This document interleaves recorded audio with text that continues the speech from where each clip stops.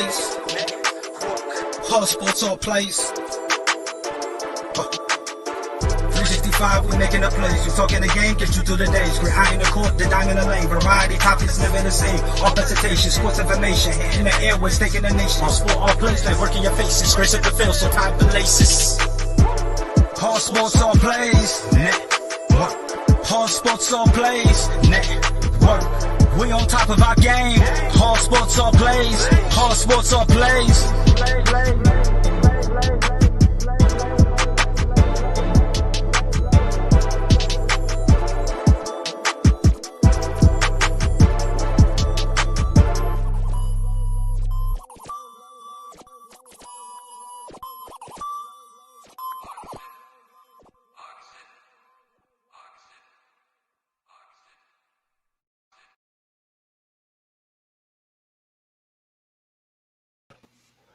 What's up? We are back. It's Monday, and you know what time it is.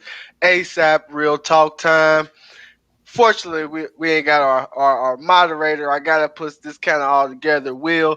But you know what? We're going to continue to make it happen and have a great show. We got myself, Coach Cam, have Freddie, top left, top right, got Chris Brown. How y'all doing today, gentlemen?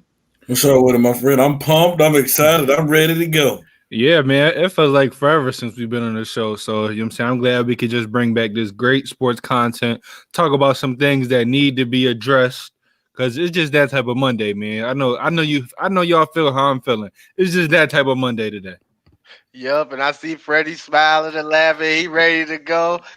He excited. I know Chris gonna be ready. We know what's gonna happen today.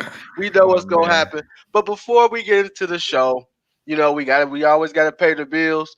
What we got first? I know we got our homegirl Suzanne Paparazzi Accessories and Jewelry, home of the $5 jewelry. Come on, y'all! It's December 7th. It's that time. It's time for y'all to get your gifts. 24/7 shopping available. www.paparazziaccessories.com. Code 160920.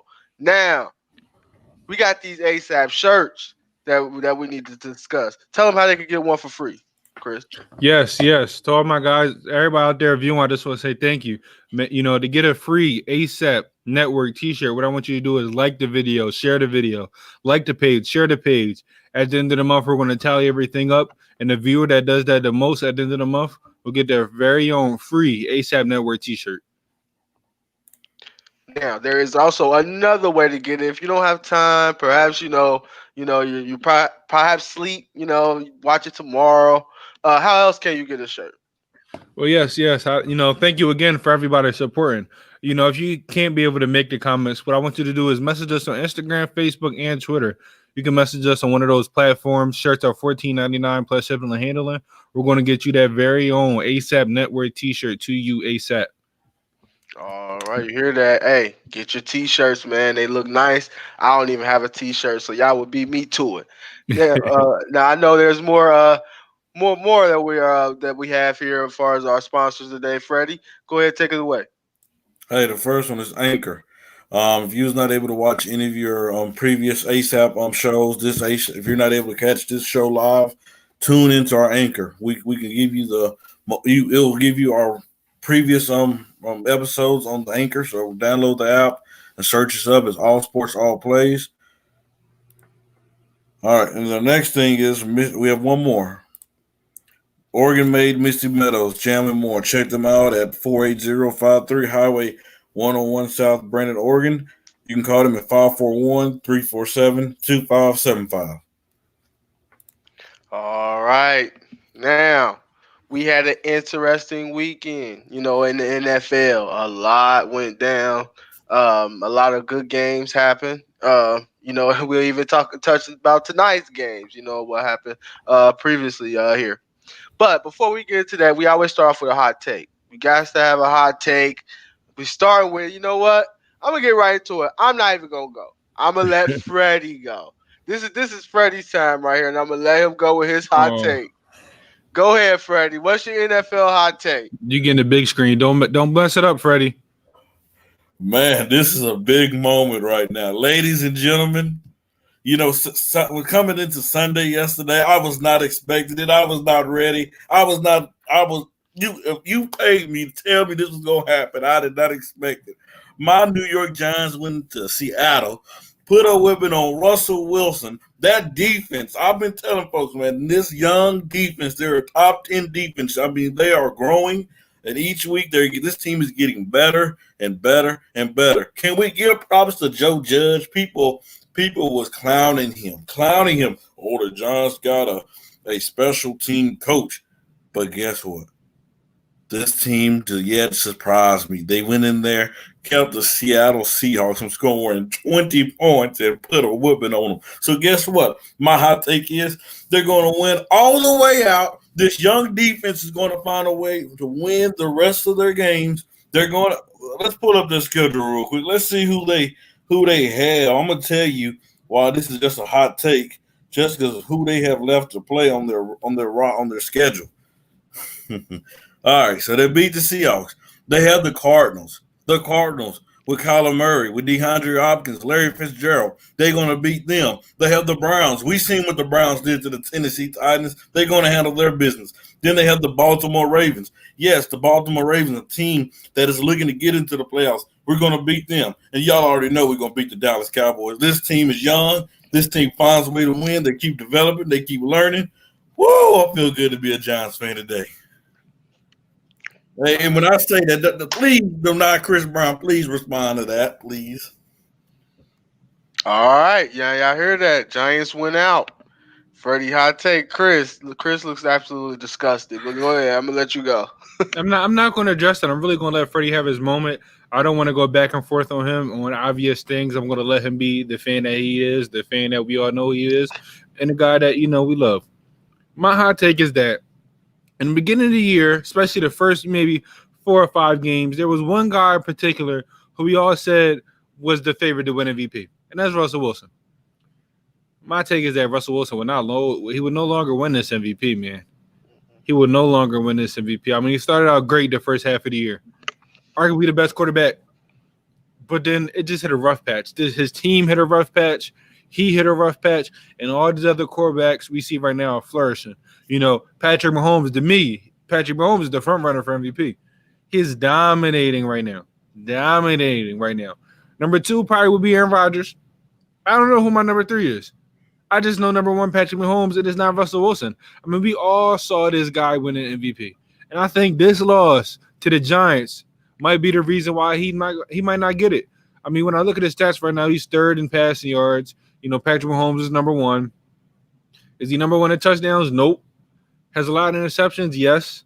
Still completion percentage over a 70, but he's going to have to dominate the rest couple of games to make up all the things that he done lost.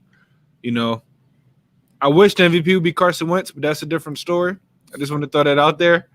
I had him being a top 5 quarterback this year. We're going to talk about this later. I'm disappointed in Russell Wilson and the Seahawks right now. My take disappeared because I was going to try to defend him in the end, but I can't. Russell Wilson's playing like garbage right now. The Seahawks playing like garbage right now. And to answer your question, Rodgers, Mahomes, it's Mahomes. Mahomes going to win MVP. Is that something that I can respond to? No. Because you know my answer is going to be. We know. That's why I said no. All right. You hear that? Yeah, and just to touch on that, man, Russell Wilson is kind of disappointing, because we was kind of waiting on him to bust through and get that MVP, or really at least be close and get some votes. I mean, it may be a scenario where he may not get any votes again. I don't think he's going to get votes now. Like at least he was keeping it close enough to say he might be able to pull it out. But right now, it's to the point where I don't even know if he's going to get votes anymore. He literally has to put up like 350 yards average for the rest of the games, at least 3 to 4 touchdowns. He needs to do something spectacular. As it looks right now, I don't even know if they're going to win the NFC. Like, if he'd have got the 1 or 2 seed, things could have been different. But if he's that 3rd seed, I don't know anymore. All right, now I'm gonna go with my my hot take, and it's a team that started off hot, and I think a lot of us was ready to crown them, but the Arizona Cardinals sit here now at 6-6, and I'm here to say to you guys that Cliff Kingsbury needs to be fired if they don't make the playoffs. And this is why. This is a guy I'm gonna call him West Coast, just a little bit better. He has better coordinators around him, but he's Zach Taylor of the West Coast. And this is why. He's steadily moved up the ladder without winning anything. You go to Texas Tech. He was 16-21 as a coach there. Somehow, magically, he gets a job in the NFL. You get an upgrade, a job in the NFL. Now we go here. You come out, you got this little air raid thing going with Kyler Murray. It looks nice, however, but you're sitting here at 6-6, and the squad is starting to tank. And it's not getting any better. It's not getting any better for the Arizona Cardinals. This is a team in which you expected big things this year. A lot of teams, just a few weeks ago after that Buffalo win, we were up here talking about them possibly winning the division. And now we're looking at a 3-game losing streak. You're talking losers of now 4 out of 5. At some point, this is a talented enough team to win football games and really have the potential to be special. This team, he is holding them back, and it wouldn't be surprising to see Cliff Kingsbury out of a job. And like Antonio, that's perfect, Antonio. He is the king of failing up somehow, some way. He doesn't win, but he gets an upgraded job. I don't understand it at all. Cliff Kingsbury needs to go. Now, that's my hot take for the week. Now, moving on. Steelers. Washington. We got an upset. It looks like the Washington Redskins beat the first Steelers 23-17. I'm gonna start off with Chris. Well, how do you feel about that? And what does that say? Does it say more about the Redskins or more about the Steelers? Okay, well, this is what I said. When I look at the Steelers, I'm like, okay, I know I call them, I'm going to play a little bit of devil's advocate right now. I know I call them the most overrated team in the NFL, which they are. But you got to look at it, man. They're playing on a short week. They're playing on a Wednesday. After they just played and just won. Now they got to play on a Wednesday. And not only are they playing on a Wednesday, yes, we got to talk about this. Your team did not hold up the streak. The streak is over.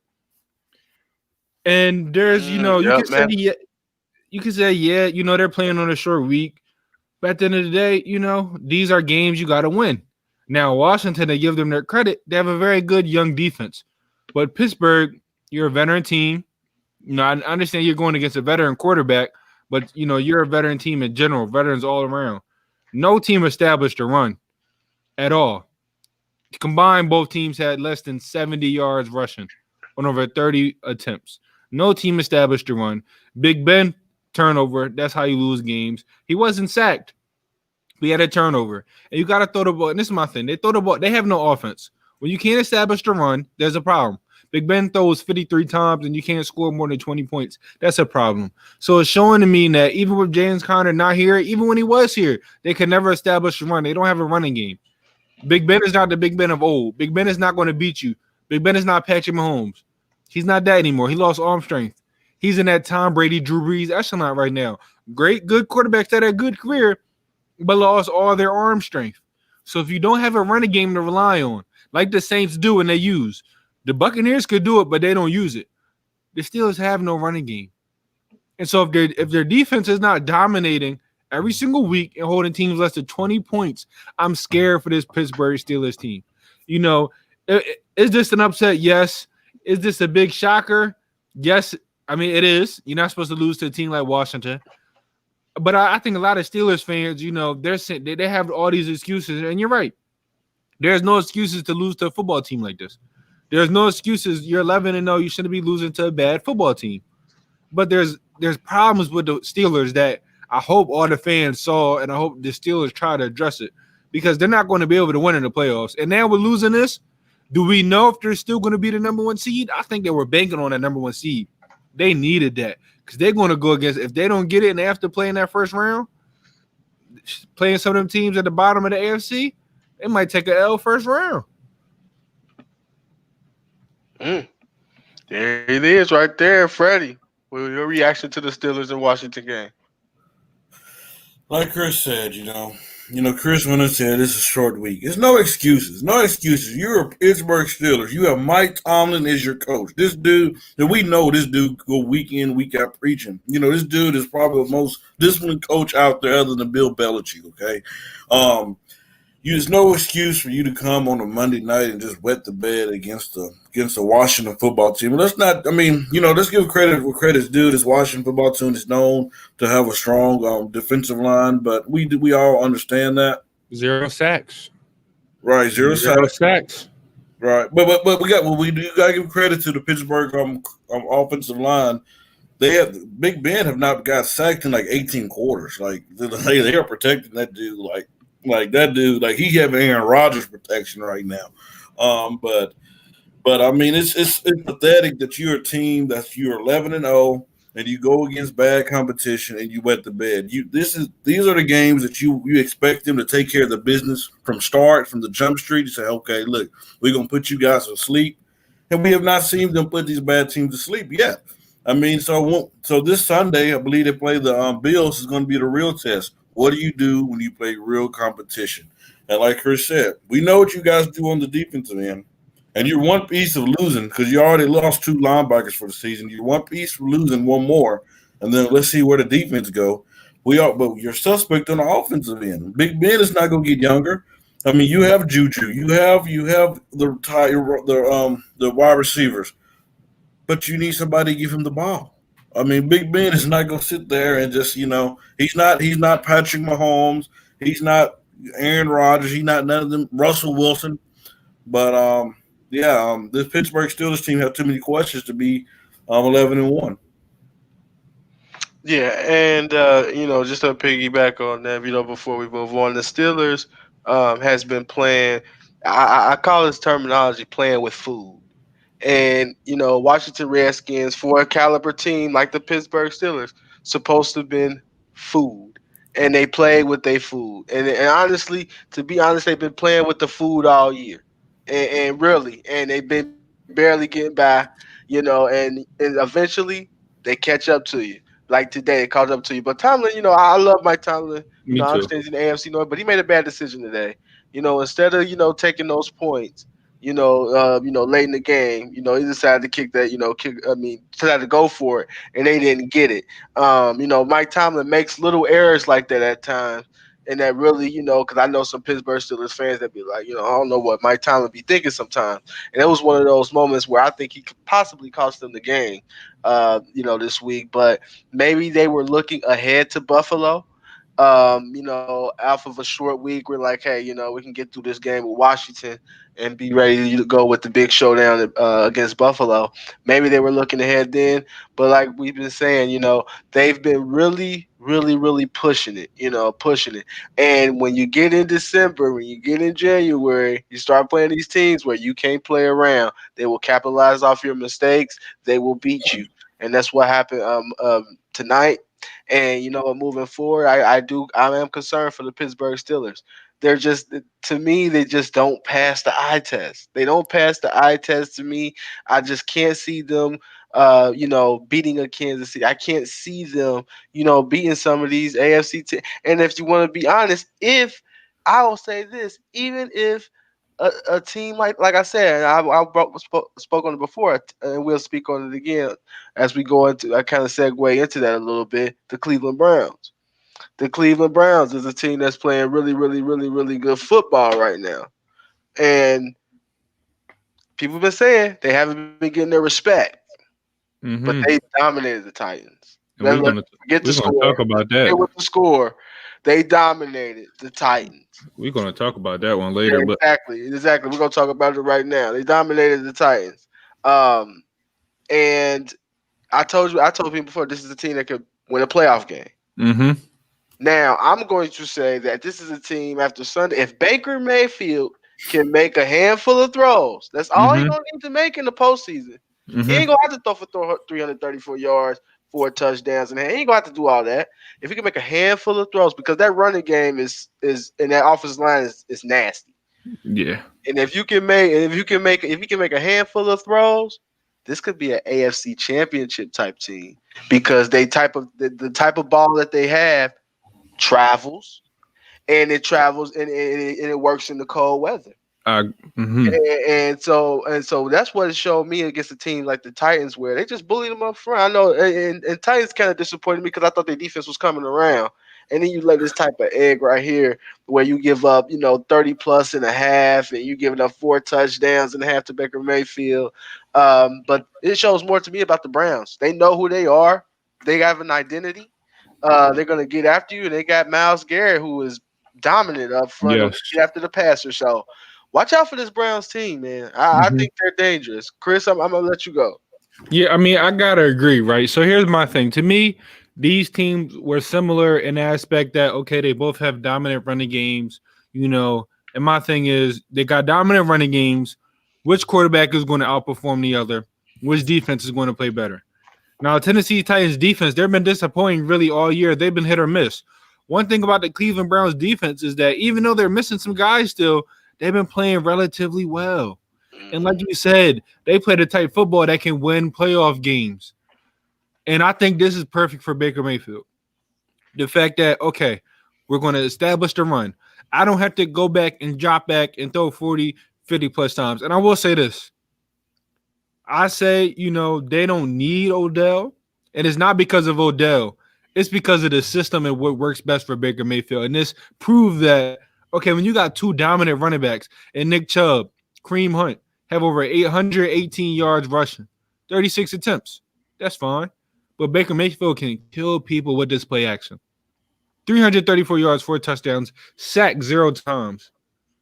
I mean, this is perfect for Baker Mayfield. He doesn't need to try to be Patrick Mahomes. He doesn't have to try to be Russell Wilson, try to be Kyler Murray. He can really, this is the perfect system. And I understand, he has to prove stuff for me too. Can he do this in the playoffs? Because when I look at him right now, they're probably going to end up the 5th seed. So they're either going to have to play this Titans team again or the Colts. And we all know it's hard to beat a team twice. But when you have that perfect formula, that running game, that defense, really it all comes down to Baker Mayfield. Can Baker Mayfield do enough for them to win? Can he do enough? And that's what we're going to have to wait and see. Because in the playoffs, you run the game, you run, but you need passes to win games. Is Baker Mayfield going to be able to do that? This game, he showed that he got better. All my criticism on Baker Mayfield, I'm going to kind of take it away a little bit because he's been improving this entire year. When I look at the Titans, I mean, man, you gave up 38 points in the first half. I think that says it. I think that says it all. You give up 38 points in the first half. You only scored 7. I understand, you scored 28 in the second half. But listen here. You scored a touchdown at the end of the game. Nobody cared. The game was over. The Titans got dominated. And with the Cleveland Browns, they're doing – I can say this about the Browns. Even though they're not as consistent, they're doing something that the Steelers are not doing. And a lot of these victories they have, they're dominating victories. Something we've yet to see the Steelers do. And to me, that says a little bit about them. I do think the Browns can win a playoff game. It all depends on Baker Mayfield, though. Can he not turn the ball over? Can he make the right passes? Can he do enough for this team to win? Because if he can play like the perfect quarterback with his running game and his good defense, I mean, they're going to be like how the Titans were last year in the playoffs, surprising everybody. All right. And just to be, and Freddie, you can answer this too before you go. Quick question. With a loss tonight, could the Browns catch the Steelers in the AFC North? Matter of fact, I'll pull up Freddie. I'll pull up the schedule right now, and you could talk about the Steelers. The Browns and the Titans game. I'm about to pull up the schedule so we can break it down. Listen now. We got to give Kevin Stefanski a lot of credit. It's funny I said this dude name. If people watched the debate last week, and then I passed. Yeah, that's funny. We got to give him a lot of credit because this dude is coaching his team. He got Baker Mayfield finally looking like the quarterback we all thought he would be. You got to give credit because, man, it seems like, like Chris said, he tried to go to the Odell Beckham route, one thing with Odell on the field, I think Baker tried to force it to Odell too much. He tried to force it, but now with him not on the field, still I would definitely not break, Odell and Landry up, because if they can figure that out, man, oh man. But they give him a way where he can trust his weapons. They can use that running game. You have your defensive style with Myles Garrett. I mean, this team right here is rolling. But the Tennessee Titans, man, this is a team that was you talking about they should have improved this year because of coming off of almost beating the Ravens in the playoffs. But this team is they got worse this year, man. This defense does not look the same. I don't know what they gonna do this offseason, but their number one thing should be is to improve that defense because they're there. All right, so here's the schedule for the Browns. Their last 4 games, they have Baltimore, the Giants, the Jets, and the Steelers. Now, Freddie, I just want you to remember, you said that the Giants were going to beat the Browns, so keep that in mind before you say anything. Don't go back on your words. And then when I look at the Steelers have to play Buffalo, Cincinnati, Indianapolis, and Cleveland. Now, I'll go first. When I look at the Cleveland Browns, the Jets is their gimme. Just like, no offense, Coach Cam, no offense. The Steelers, their gimme is the Bengals. Absolutely. Now, the Browns are 9-3. The Steelers are 11-1. The Browns really would have to win all their games and beat Pittsburgh if they want to get this. Do you see this team, beating Baltimore and Pittsburgh? Because that's what it comes down to. I mean, it's possible though. I look at it the way Baltimore playing. That's not the Ravens team that we expected to see, or the team that was even earlier in the year. And then you look at the Steelers. They're one-dimensional. You know what I mean? They're one-dimensional. And the Browns. I'm just looking at the totality of the Browns. I'm looking at the schedule. They have a chance. They have a chance to do it. I really do.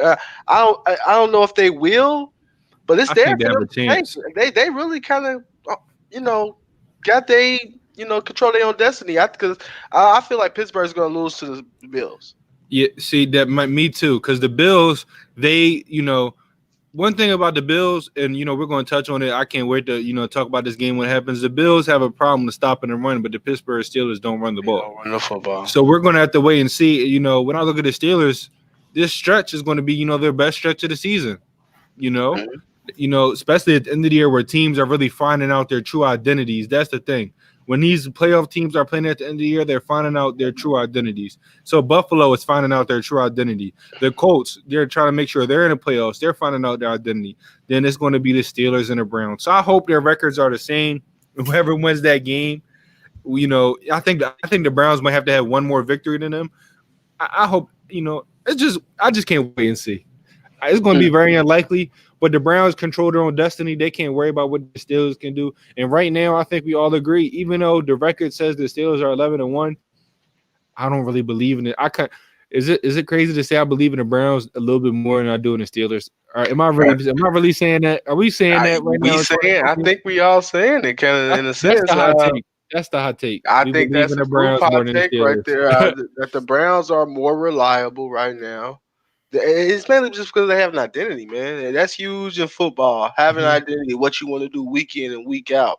And they just a defensive identity. The Steelers have no offensive identity. We know their defense is great, but what's your identity on the offensive end? We know it both with the Browns. The loss of Odell helped out the OC. Exactly. But I don't think that's on Odell. That's purely on Baker Mayfield not being a good quarterback, if we're going to be honest. No quarterback play should be worse when you have more weapons, healthy weapons. That's more on, Baker Mayfield not being the best quarterback rather than Odell, because Odell is a talent. So if I'm the Browns, is Odell a free agent this year? No, they got to trade him. Trade him right now. You can still get a lot for Odell, whether you want defense, whether you want, picks, whatever you want. I probably say, me personally, I might lean a little bit more towards defense. I don't know. Just to make sure, if you're gonna have a great run game, make sure that defense is the best too. That's how I feel. I like the tight end situation. I like Landry. I like the other receivers. We're gonna definitely bring this up. On Thursday, should Odell be traded and where to go? Hey, Chris. And if he's traded, Green Bay, you better not drop the ball. Just saying. Dude, I don't know why you said that. I would like to see him in New York, back in like- New York. Like, why would you like Freddie? This is what we call you, Mr. Delusional. The Packers could have done so. You know how many wide receivers the Packers could have picked up? I understand. Yes. That's why I say don't. They're not going to do it. Listen, They you don't can't- spin picks. You can't teach an old dog new tricks. The Packers, you know, ever since you lost Driver, ever since you lost Greg Jennings, you lost Randall Cobb, you lost, you know, Jordy Nelson. I mean, your receiver. Nobody's complaining about the receivers you have right now because they make plays. You know, just I just want to say something. You know, just because somebody's a big name, don't mean they're the best player for the situation. You don't need, if your team is if they're getting open, if they're doing what they have to do, you don't need to waste things on Odell because right now, y'all don't need it. Yeah, right now, wait till the playoffs. That's when we're gonna need them. The playoffs, y'all don't need Odell. I need some other things, but we're gonna keep that for another thing. I'm ready to move on because I don't want to hurt Freddie's feelings today. Here we go. Oh, wait a minute. This needs to be addressed. I want to see Odell with Watson. I will say this. That would be nasty. Deshaun Watson has proven this year, especially with him being top 3 in passing yards. Yeah, He has a good bunch of receivers around him. But adding another number, a true number 1, wow. That might be, you know, that's the comment right there. I love that comment. Yeah, that would definitely be nice. That would definitely be nice. All right, we got the upset of the weekend. The Giants beating the Seahawks. Yes. I mean, you talk about 11-point underdog here. I know Vegas racked up all the money because I know ain't no many people picking the Giants. That's for sure. Now the question that I'm going to propose, I'm gonna let you start, Freddie. It's your team. The Giants. What does this mean? Beating the Seahawks? Are they now a team that can, you know, be a tough out or, you know, possibly win a playoff game? The Giants? I'm not gonna go playoffs just yet. I'm not too sure. They're not that ready yet, not to win a playoff game. So they're going to lose it. Yes, they'll lose the first round. Okay. Yeah, I'm not going that far to, you know, for them to win a playoff game because they're still a young team. I believe, you know, if they go to the playoffs, to give them that experience, and next year they can add pieces, fix that offensive line. He'll Saquon Barkley back, and hopefully Daniel Jones develop into, you know, the player that us Giants fans hope that he develops into. But I will say this: I mean, this team is different from the team for the last couple of years, man. This team is competitive. And that's the main thing a fan wants. Your team go out there and they fight each week and week out, you know. And we got to give Joe Judge a lot of credit, man. These people, yes, got to give Joe Judge a lot of credit. That wasn't the question, Freddie. Nobody want to hear you talk about your Giants. But since you're going to talk about your Giants, doing the big screen. Thank you. Got to give Joe Judge a lot of credit because the people wanted to criticize him for being a skills receiver. The coach with the Patriots, but we gotta realize this dude came to New York and gave this dude this team identity. Man, that's what we was missing. We was missing a coach that held his players accountable. We was missing a coach that believed in his team. This dude put a culture in New York where these players each week, you can tell they're getting better. They're getting better. They play harder. They play harder. I mean, look, you can tell by them. Daniel Jones is dealing with a hamstring injury. So what do? Yes, Colt McCoy is a good backup quarterback. Okay, he came in there. He completed 13 out of 22 passes, gave you 100 yards, a TD interception. But, you know, it's hard to have, you know, you say Saquon Barkley's missing. Guess what? We had Wayne Gallman step up. He gave us about 135 yards. He averaged 8.4 yards on the Seattle defense. This defense is going to hurt. The Seattle in the playoffs. We already talked about it, man. And then Alfred Morris came in there and gave us a TD. So I mean, this team, hey man, it's an argument that we're the most complete team in the NFC East. Us and the Washington football team, we're the most team that we're not dysfunctional this year, man. And I love it. I mean, if you look at the Cowboys, they're dysfunctional every year.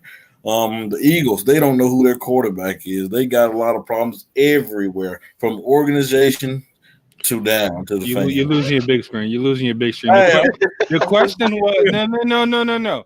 The question was, can the Giants win a playoff game? I said no. So why you keep talking? I want to give credit where credit is due. No, you start talking bad. Chris, because you give Coach Cam, Will, plenty of opportunities to talk about their team. And I want to do the same. I want to do the same.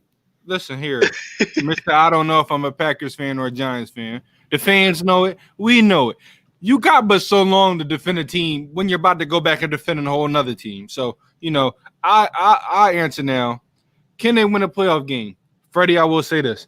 I know you say no, but when you have a great defense, you don't know what can happen in the playoffs, right? So more than likely, you're going to face either the Rams or the Seahawks. Maybe even the Buccaneers. I don't know. I will say this. You have a better chance, in my opinion, at beating the Rams or the Seahawks than the Buccaneers because the Buccaneers have a great, great defense. Seahawks defense is questionable, and the Rams defense is good, but it's still a little questionable.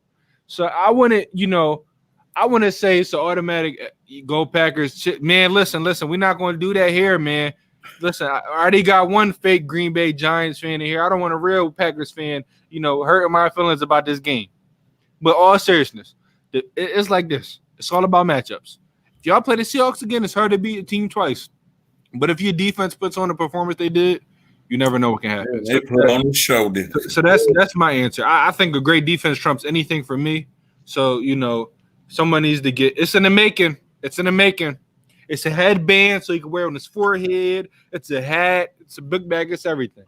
But, yeah, in all seriousness, though, the Giants are probably going to – whoever comes out the NFCs, right now it's between the Giants and Washington, in my opinion, humbly, who comes out the NFCs. One thing I say about, 3 of the teams, not just about those two in general, they have very good defenses. In the playoffs, good defense sometimes can equal to success. And that's how I'm going to answer that question. Can the Giants win a playoff game? Anything's possible. They can. They can win a playoff game. That's the question. Can they? And that's just with the defense that they have. But the main takeaway I take away from the Giants and looking at teams like the Giants, looking at teams like the Redskins, even looking at teams like the Dolphins, it doesn't take 2 years to build a damn culture. It doesn't take that. If you can come in right away and galvanize the players and really, really, really, really, preach to the players, what they need to do, and they do it and they see the results, that buys into itself. And I know I probably go off tangent there, but I do want to say that I kind of agree with Freddie. I got to give Joe Judge a little bit of props here. This was a guy that I clowned on my show, saying I don't know why he got a head coaching job, but he's doing a good job in establishing the culture, building the culture, building. Even though they're 4-7, they believe. And you see this team getting better week in and week out, and that's the main thing I take away out of with fans. As far as my Bengals say, well, Zach Taylor needs time to build a culture. It doesn't take 2 years to build a culture. No, you find that out right away, and you see the culture being built in Washington with Ron Rivera, and you see it being built with the Giants with Joe Judge. So definitely, hats off to them. Can they win a playoff game? Yes, because I think they will get Daniel Jones back. That'll give them a little bit of juice on offense. With him being able to use his legs as well. If he can take care of the football, they can win one of those cold, low-scoring games up in New York in round one. Can I say something? And don't clown me. Let me just say this and don't reply. You talk about building a culture quick. Mm-hmm. The coach I want gone, even though I want him gone. Hired in 2016, won the Super Bowl in a couple of years. If that's not building a culture, so that I'm not talking about the Eagles. I'm just saying in general. That's for everybody out there saying it takes a long time to build a culture. It does not. Freddie, you're making that face. I'm not talking about you. I'm talking about this comment here. Okay, hot take, Trey Barkley. Okay, we're not going to talk about that. Antonio, you're our guy. I don't know. No, actually, I will say this. I've been hearing a lot, and Freddie, we can talk about this. We talk about, another time. Name a team that won a Super Bowl with paying their running back. You can't pay a running back, man. And I'm not taking nothing away from Saquon. But don't think I'm doing it. I love Saquon, but listen, I'm just saying. Teams usually that play their running back are not. We're not saying it's the running back fault, but we're saying teams you can find a running back. A running back can just fit in the scheme, and especially if you have multiple running back system. I personally love the multiple running back system. So unless the only way I see them re-signing him is if Daniel Jones doesn't take that next step. They say trade Zeke, why not Barkley? I will say this: I don't think you should trade either of them because with Zeke, they were only winning when Zeke had the ball. Matter of fact, stay tuned for Thursday because this is going to go somewhere else. Mm-hmm. We got a lot of topics to cover. So, Antonio, make sure you come on Thursday because me and Coach Cam will break it down while Freddie will cry because you talked about his beloved Saquon Barkley and he's hating it right now. Antonio, all I got to say is he's in the basement. I'm on top. So I ain't got to cry about nothing. All right, we moving on before we get that argument started here. Now, there was a situation with my Bengals that happened this weekend. I did catch this where the referees there was a scuffle. Tyler Boyd went up for a catch, incomplete, out of bounds. Xavier Howard pushed him, and then basically mugged him in his face. Tyler Boyd reacts, mugs him back. They both get ejected. Now, my opinion on that was, first of all, it's terrible. First of all, Tyler Boyd got called for a personal foul out of this. So you telling me that both of them get ejected, which this shouldn't have been. They shouldn't have been ejected. A couple mugs to the face, that happens every game. No one had a ball up officially and actually threw a punch. Okay? So it should have been an ejection. But after that, you give Tyler Boyd a personal foul and don't give Miami, but you eject them both. Make it make sense. And then it knocks us out of field goal range, pushes it back to a 53-yarder, which, of course, Fat Randy misses, of course. And then that leads them down for points. I mean, this game was chippy from jump. For some reason, I don't know why, it was chippy from jump. The referees did a terrible job stopping the extracurricular, in the game. It ended up for more ejections later. You had Sean Williams, who's now suspended for the Bengals, stepping on players' legs. It got ugly. The game simply got ugly. But the referees blew this. You don't give a personal foul to one team and then eject both. I mean, that doesn't even make sense. And then you you give offsetting penalties and you keep it going. And you keep it going. All right. So this was terrible. It was terrible officiating from start. And they didn't get control of the game early. And that's how you end up getting suspensions, fines, and everything like that. Can I say something as, the youngest guy here? Everybody wants to talk about this generation of football. In this generation period. I mean, it's too soft. Helmets didn't come off. Fists weren't thrown. They were little mugs.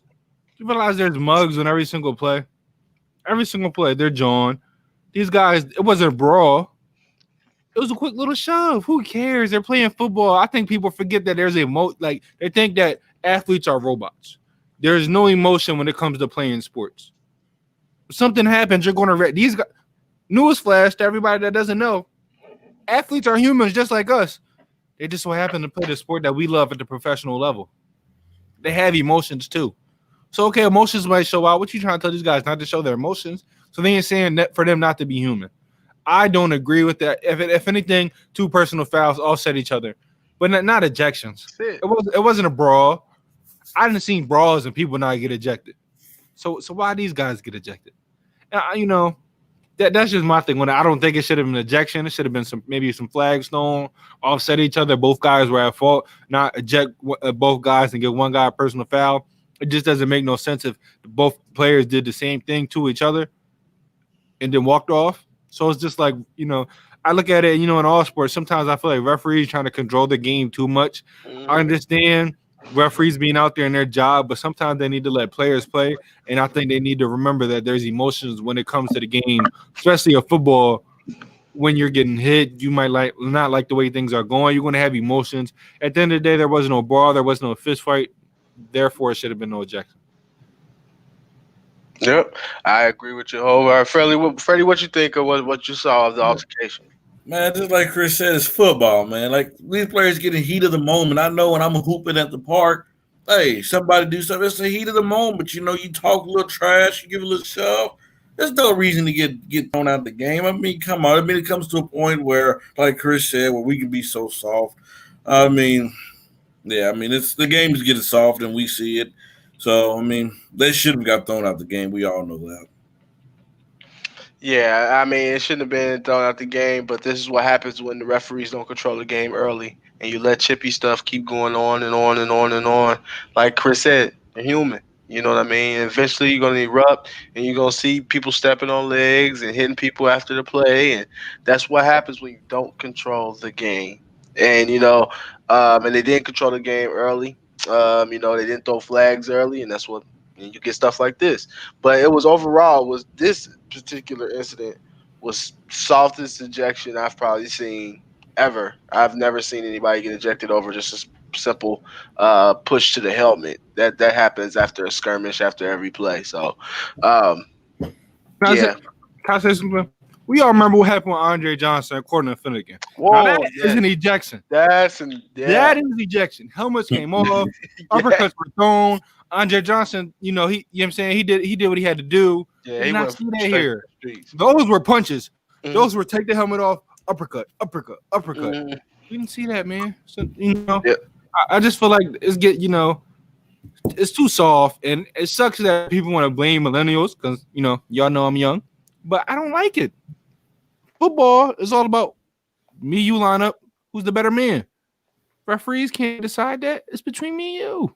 If we got emotions at the end of the day, they ain't fight. They ain't say we're going to go and take this outside of the field. No, it stayed in between the lines. So I said everything, man. I just want to, bring up that Andre Johnson, Courtney Finnegan moment because it popped up on my CO this morning. You know what the caption was? This is a real NFL fight. This is a real NFL fight. Yep, and that's what it is. And I agree with that wholeheartedly there. All right, now we're gonna move on to a subject that really, we automatically gonna give him the big screen. I don't even want the big screen. I want to see Freddie's face because I know he's going. Okay, I'm about to say I thought this was big screen material. Nah. Now, should the Eagles bench Carson Wentz for Jalen Hurts? Now, we've seen it happen with the Packers. We've seen it happen in the game. That's kind of a spur of the moment. Should it be permanent? I'm going to you, Chris Brown. What you think? Now, I just want everybody to realize that I'm a Philadelphia Eagles fan first. I just want y'all to know that. I don't bandwagon. Ever since I came out the womb, all I can remember was that banner right there, AI right there, Iggy right there, Mike Vick, Donovan McNabb. All I know is Philly sports, and I'm going to love Philly sports. So if a guy needs to go, he needs to go. But this situation isn't it. And let me tell you why. Can y'all please, tell me something that Jalen Hurts did that automatically showed that he's the starter in this game?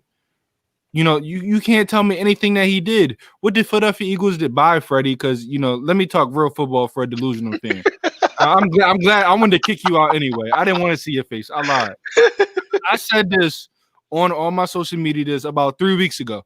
I said, when Jalen Hurts gets in, because I knew it was going to be a time. It was only a matter of time. When he gets in, I bet my everything I own that the offensive game plan is going to change around him. They're going to do something, which they did in tempo, which we did all last year. That's how we got to the playoffs. Why are we not doing it this year? Carson Wentz is great when he rolls out the pocket. He was great. Carson Wentz got sacked 4 times. Jalen Hurts got sacked 3 times. What does that show you? Offensive line is going to play bad regardless. People out there saying, "Oh, it's Carson Wentz's fault. He's taking all these sacks." Jalen Hurts got the same amount of. Jalen Hurts got sacked 3 times too, in a quarter and a half. So what do you mean? Oh, Carson Wentz has to overcome all these things. Jalen Hurts got sacked the same amount of times. The offensive game plan changed. We went tempo. We went faster. We did that where get out. I don't want to see your face. Bye. Leave. Stop coming back until I'm done. If you come back again, I'm going to kick you out again. Let me say what I got to say before you come back. Now, listen. I said this a month ago. The game plan is going to change for Hurts. I feel like everybody wants Hurts to be the guy. Hurts threw an interception. Hurts was throwing bad passes. Hurts threw one touchdown. Let me tell y'all something. You see me right here. The score was 20-3. You saw how laid back the Packers were. You think the Packers, they were taking this game serious. We scored that touchdown. We get a stop because our defense played great the entire game like they do every week. And then not only do they play great, then we get a punt return from our first-round draft pick, who everybody said we shouldn't have drafted. He showed that play right there, how versatile and explosive he is. Then we get back on the offensive end, and what happens? Does Hurts push the ball down the field, score a touchdown? Does Hurts win the game? So please tell me anything that Hurts did great to prove that he's the starter. And this is my thing, Philadelphia Eagles, players, coaches, coaching staff, management. If you don't want Wentz to be the guy, just come out and say that then. That's my thing. Doug Peterson, if you want Jalen Hurts to start so bad, say that.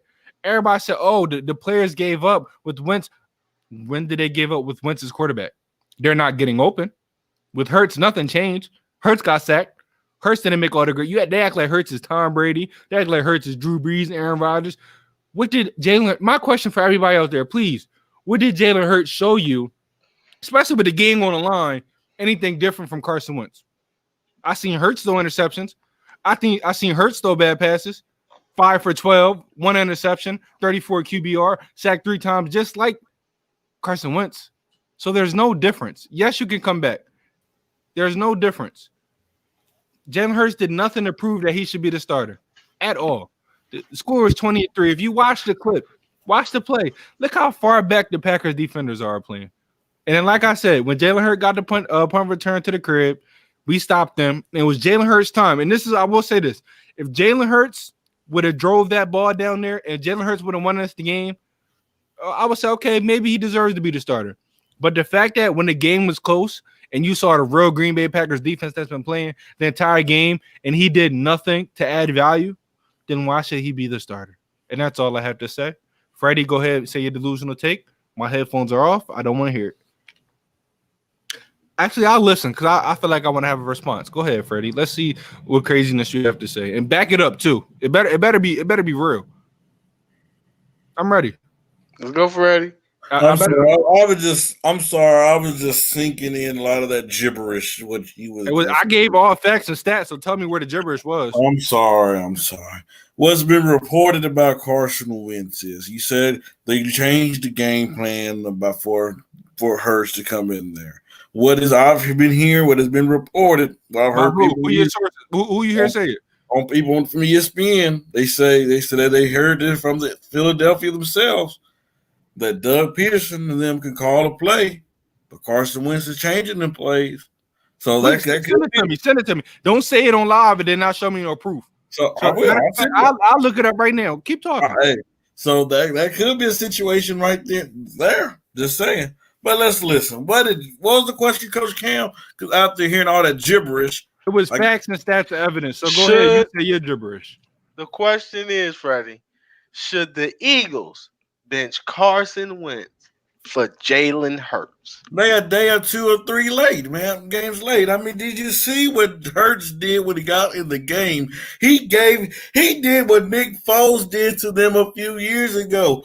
Gave them inspiration. You seen them play with another type of energy. Goodbye, Chris.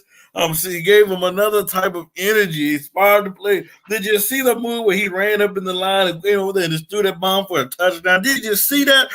Chris didn't want to mention that. He wanted to tell you about the sacks and everything, but he didn't want to tell you about that touchdown. Did I say that he threw a touchdown when the Packers were playing 30 feet away? I said that. No, you need to get some.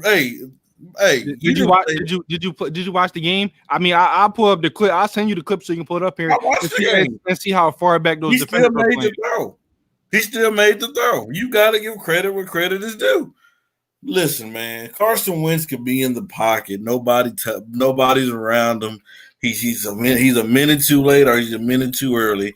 The dude is. Chris always want to say, "Oh, the wide receivers." Want to blame the wide receivers because they're dropping passes. Well, maybe if they're not underthrown passes, they can get the ball to them. It's funny how Chris come on here each week in, week out, that always blame everybody else, but don't want to hold Carson Wentz accountable. That's wrong with him and the Philadelphia Eagles. They don't want to hold this dude accountable. And now watch. They did it to Donovan McNabb back in the day, so why can't they do it to him? And look, and Donovan McNabb. Tell me when you're done so I can answer everything you're saying. Keep going. I'm asking now, it worked with Donovan McNabb, didn't it? You realize that, first of all, let me tell you something about Philadelphia Eagles history. We got rid of Donovan McNabb on one of his best seasons. So, what are you trying to say? Saying the year that y'all sat him on the bench, it worked for him, didn't it? It worked for who? Donovan? Yes. Donovan was trashed the rest of his career. He was nothing. How did that work for him? What did it work for? The following year. It was garbage. When he took y'all deep in the playoffs the following year. Did we win anything? I mean, y'all the Eagles. What can you expect? We won the Super Bowl a couple years. What you mean? Because of who? Not Carson Wentz. It wasn't because of Doug Peterson. Because of the person Doug Peterson and Nick Foles. That's why. Who? Stop it. For everybody out there. For everybody out there. Okay, I answer everything he says. Then please don't rebuttal because I'm not trying to go an hour talking to this guy that knows nothing. Rebuttal. So I don't care. You're going to get kicked out the stream. So you might as well kick me out now. You might as well do it. Add myself back. Now here's the thing. I always hold Carson Wentz accountable, but I start first with the fact that he has 1 second to throw the ball on a team that doesn't get any sacks in the Green Bay Packers. At first, they were bottom 15. Then they had 7 sacks in one game. So please tell me. I said, I don't know who you are, and I'm not trying to disrespect you. I dance around with words because I make sense. Who are you? He's a smart man. That's what he is. If he like you, he delusional. Now, here's the thing. I say and I hold Carson Wentz accountable, but I'm telling y'all, and Coach Cam, if I'm wrong, what did Jalen Hurts do that showed you he's the starting QB? Did he make every single throw? Last time I checked, Jalen Hurts was 5 for 12 with an interception. Am I right or am I wrong? The stats is up there.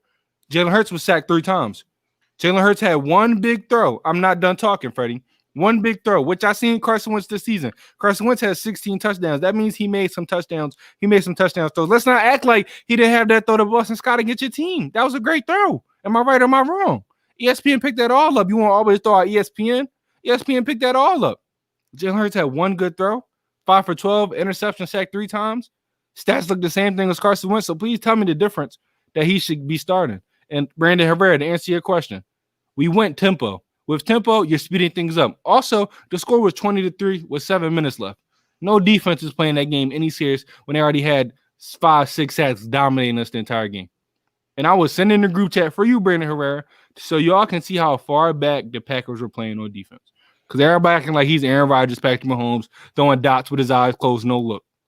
And I'm tired of it. You do realize he's a rookie. You talking about, he came here with a sack. He came here with an interception. He's a rookie. Carson Wentz been in the league. So now Carson Wentz been in the league how long? And he's still making these mistakes. So now he's accountable. You want to hold a rookie accountable, but you don't want to hold this dude in the league. I don't know. I hold Carson Wentz accountable. No, you don't. No, you do not. You ask everybody to hear me talking about the Eagles, and they will tell you I hold Carson Wentz accountable. You mean to tell me when your season is clearly over, you would not want to get a rookie quarterback in here to see what he got in the game, to see what he can do. We can't get rid of Wentz anyway because of money reasons. So why would I want to bench somebody that expensive? Why would I want to put a rookie in there that doesn't show me he did anything that can make my team any better? I don't understand. Because clearly the Eagles organization don't believe in Carson Wentz. You know why? Because they would never organization don't.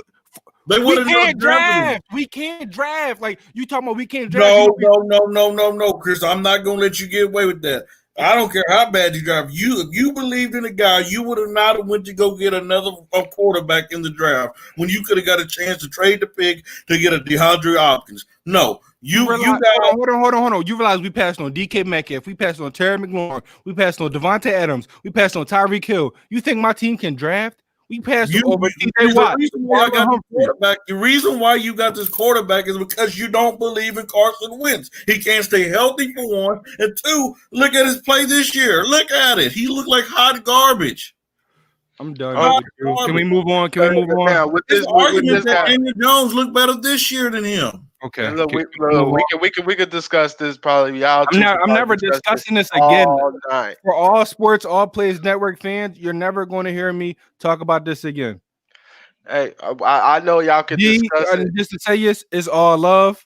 I'm just upset with my quarterback, and it's not because of you. It's because of the guy up there in the top right. It ain't because of you. but it's just because of the guy up top right. All right, now we can talk about this all night. I'll make mine quick. Should the Eagles bench Wentz for Hurts?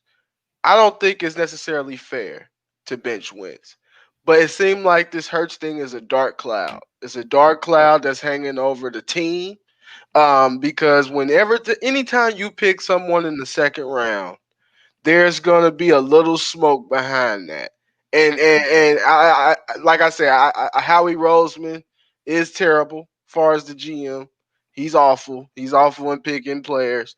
However, I don't think they should necessarily bench him, but it's gonna happen because it's just a cloud that's hanging over the Eagles right now. They want to see somebody in that organization want to see what Hurts can do full time. I don't know who it is, and for me, I almost think it's Doug Peterson. The way he the way he dances around questions, the way he answers questions. He's put doubt in Carson Wentz's head week in and week out. You can't say I'm not going. No, look, Freddie. You cannot go out on TV on every station on every and say we're not gonna make a move yet. Say stuff like that. That means in the back of your mind, you thinking of making a move. So if you're gonna think about making a move, do it. Stop playing around. Do it. See what you got. And that's my problem. If you want to bench Wentz, then stop saying things. Oh, we can salvage Wentz. Oh, stay. Yeah. My thing is be direct with somebody. If you want to bench him, if y'all want him to go, then say that. It's not that they want him to go, Chris. When you have so much money invested in the dude, you want to give that dude a shot. You want to make sure your money that you invested in the dude is there to shine. Can I tell you why I respectfully disagree? It's not that they want to give up on Wentz. Wentz is not producing. Can I tell you why I respectfully disagree? Why they don't want him to shine? Because if they wanted him to shine, they would do what we did when we won football games. This is a whole totally different game plan that Eagles. They did ever since Carson Wentz been there. We had the same game plan that won us games, that got us to the playoffs, that won us the Super Bowl. This is a totally different game plan. If they really wanted him to shine, they would do what they've been doing when he had over 4,000 yards and 27 touchdowns and led us to the playoffs. They would do when we were 11-2. He had over 3,000 yards and over 33 touchdowns. And I'm not going to argue with you no more because you say the same thing. You say in the same tunnel vision. My thing is, if they wanted somebody to win, they would keep putting the same system. They would do the same things around him that guaranteed us success and him success. They changed everything else. And that I'm going to leave. I'm not even going to reply. Can we move on? Can we move on? I got one last thing to say. Ladies and gentlemen, just do because of the time of the show. If you want to catch this heated topic, heated debate, come to Heat All Sports, All Plays every day of the week, but definitely encourage you to come this Thursday. I'm not talking about this again. I'm not talking about it again. So one other thing that I don't know if everybody knows, you can also catch us on Twitch as well. So tune into that as well. This debate is over. We definitely gonna move. We definitely moving on. Definitely moving on. We got all our opinions on that. Freddie thinks that Hurts need to get in there. Me and Chris thinks really Carson Wentz should stay in, but however, I feel like it's a dark cloud hanging over, and they need to make the move. And Doug Peterson needs to stop dancing around questions. It's been a dark cloud for the past 4 years. He said, "I'm never talking about I'm probably going to talk about it with you, but I'm done talking about it with Freddie." And this is my thing. And it's been a dark cloud on this dude for the past 4 or 5 years. It started with Nick Foles. We got rid of him. He did it, and Carson Wentz proved last year how he could be a starter. And then you go and draft a quarterback in the second round. So there's always going to be a dark cloud on Carson Wentz. Mm-hmm. All right, moving on. Which team in the NFC and which team in the AFC do you expect to fall out of the playoff picture? Freddie, I'm starting with you on this one. Team from the NFC, team from the AFC right now that's in the playoffs that ain't going to make it. It's not going to make it. Woo. Well, I guess I got to go there.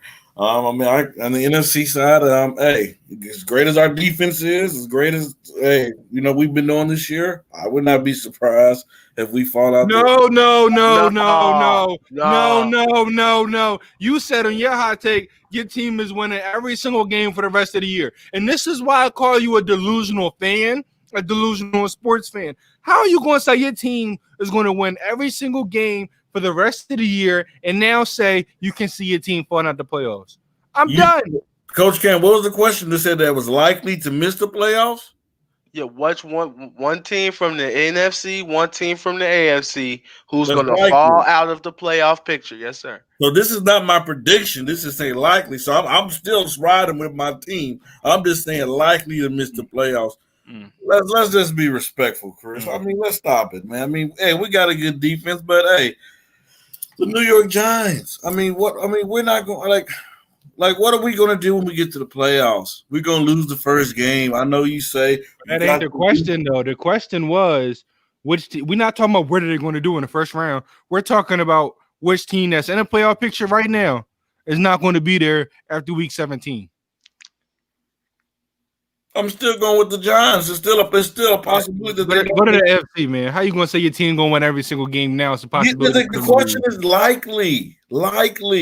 Man. I'm just saying it's a possibility that we still don't make to the playoffs. I mean, it's not guaranteed. It's not guaranteed that we beat the Cardinals. It's not guaranteed that we. I mean, hey, it's likely. That's Coach Cam, you feel how I feel? Yeah. Move on to the AFC, Freddie. Please move on to the AFC. We're begging you. Move on to the AFC, Freddie. You can't do that, Freddie. You cannot do that. How are you going to say a team is going to win all their games and now the different question to say it is likely for them to lose? Can you please move on to the AFC? I'm trying to spare you. Can you please move on to the AFC? Ladies and gentlemen, y'all get it. Chris just don't get it. Coach Cam, no. You saying Chris? Coach Cam, do you understand what I'm saying? I do get what Chris is saying on this one, man. Because look, you said that they're going to win the rest of their games. I think so. That was your hot take, right? I think so. You didn't say I think. You didn't say I think in that hot take. I'm just saying likely. I'm just saying likely. I'm not okay. I'm not saying it's going to happen. I'm just saying it could happen. Okay, I got you. And then the AFC side, I can see the Baltimore Ravens not going to the playoffs. We already see. Are they in the 1 through 7 seed right now, Freddie? It says playoffs, Chris.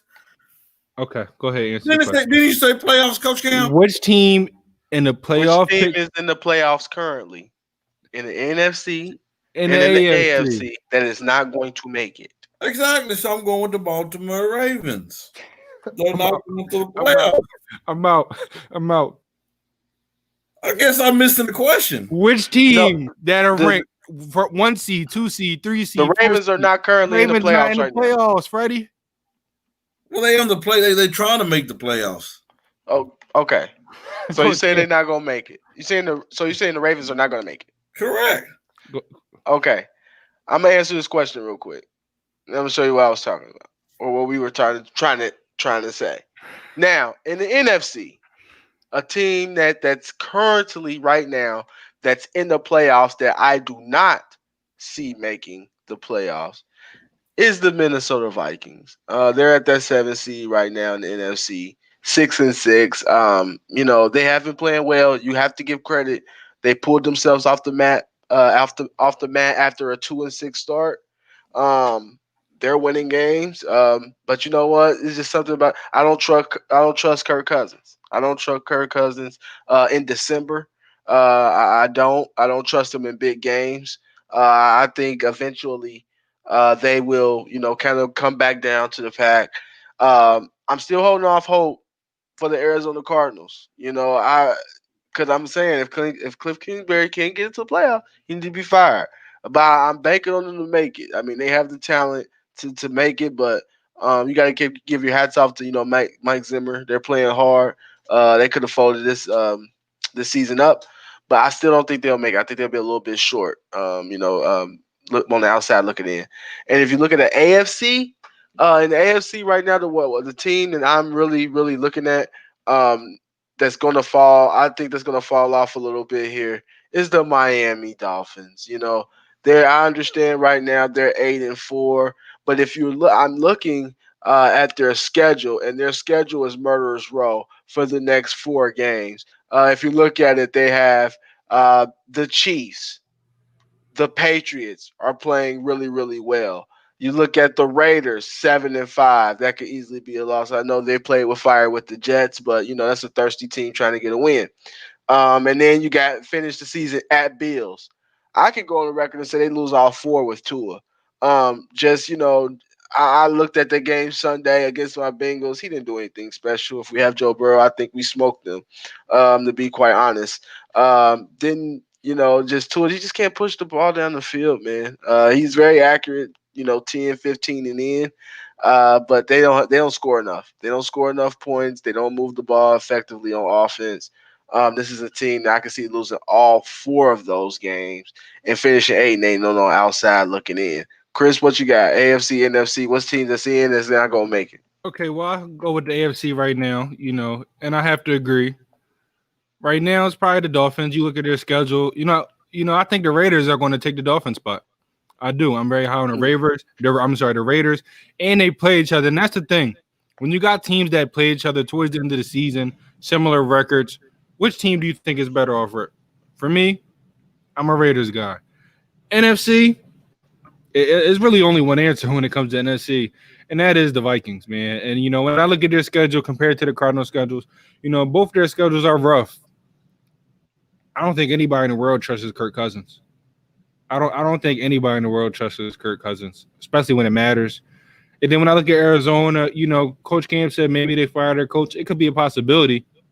It could definitely be a possibility. But right now, how explosive that offense is with the games that they have left, they have the Giants, they have the Eagles, then you have 2 division games. Then that's going to tell everything, those 2 division games. But when you look at Minnesota, they have Tampa Bay, Chicago, New Orleans, then Detroit.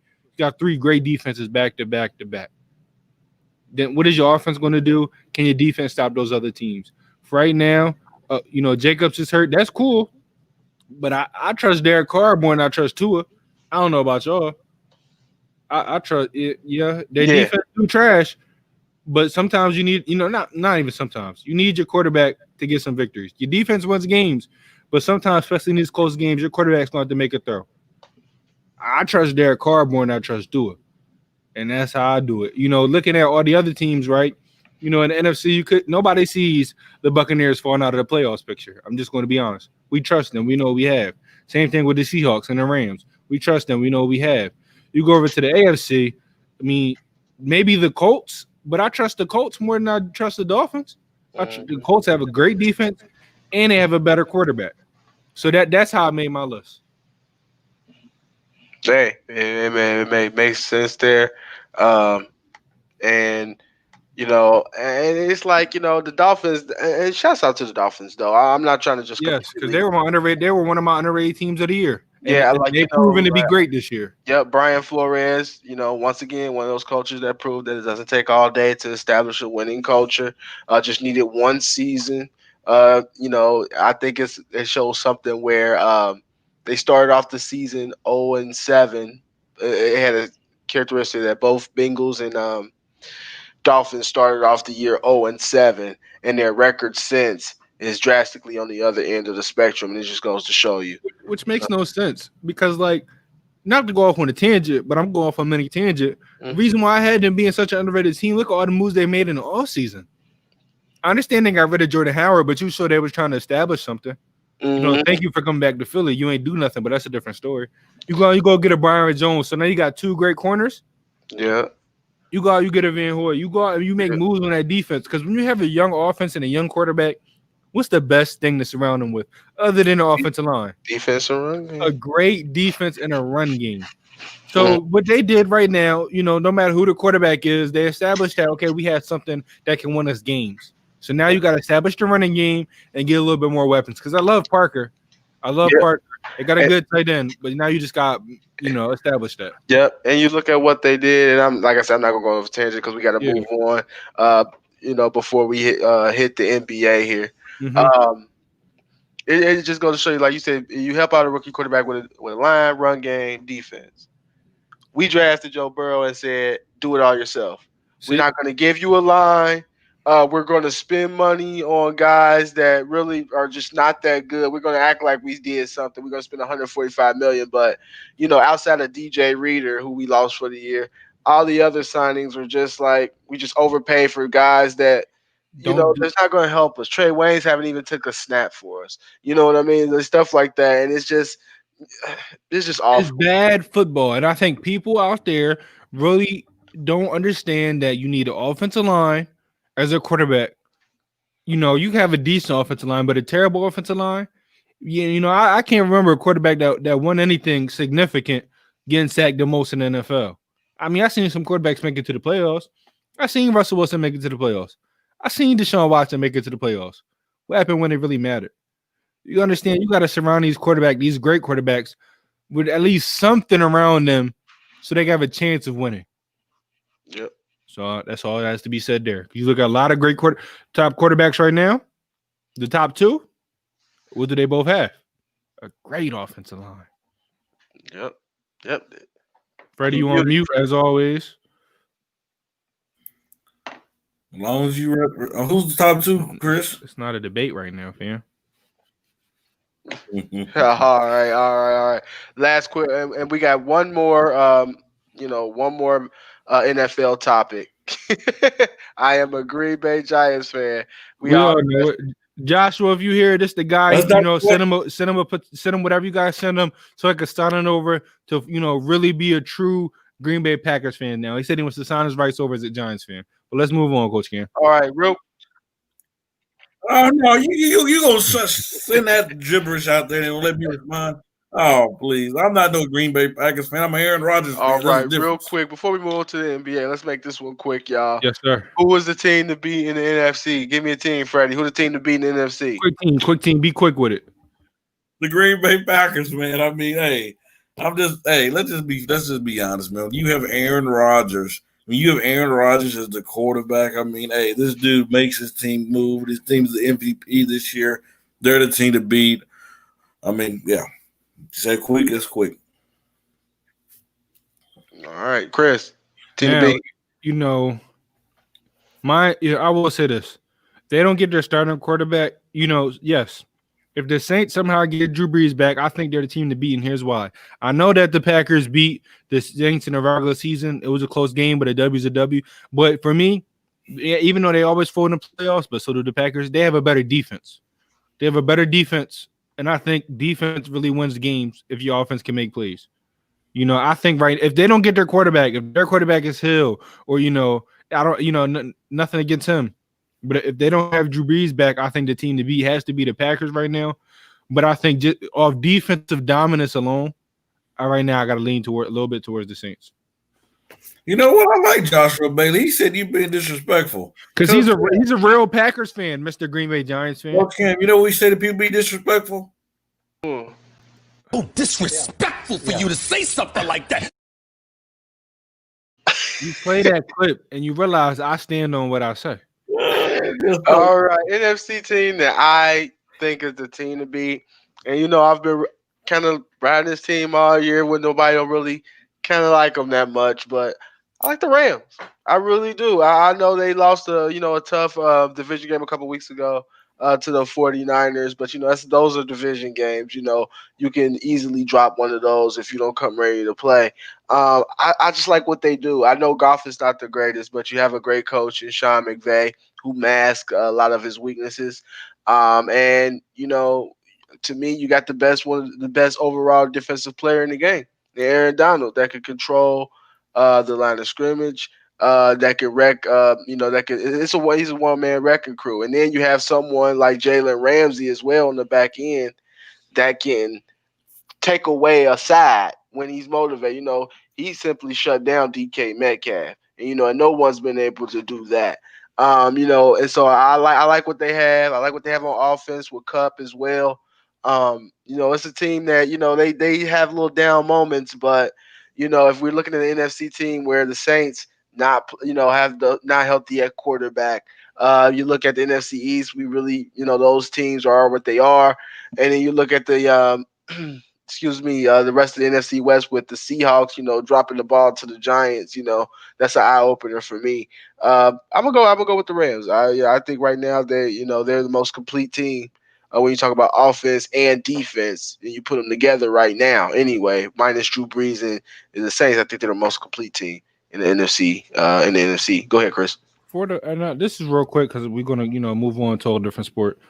4 to 5 weeks ago, if you'd asked me this, I probably would have said the Buccaneers. And the way I'm looking at them right now, all because of one man, one QB, that everybody loves because what he did in the past. They don't talk about what he's doing right now. You're holding them back. I'm questioning them. Mm-hmm. Yep, I agree with that. I agree with that.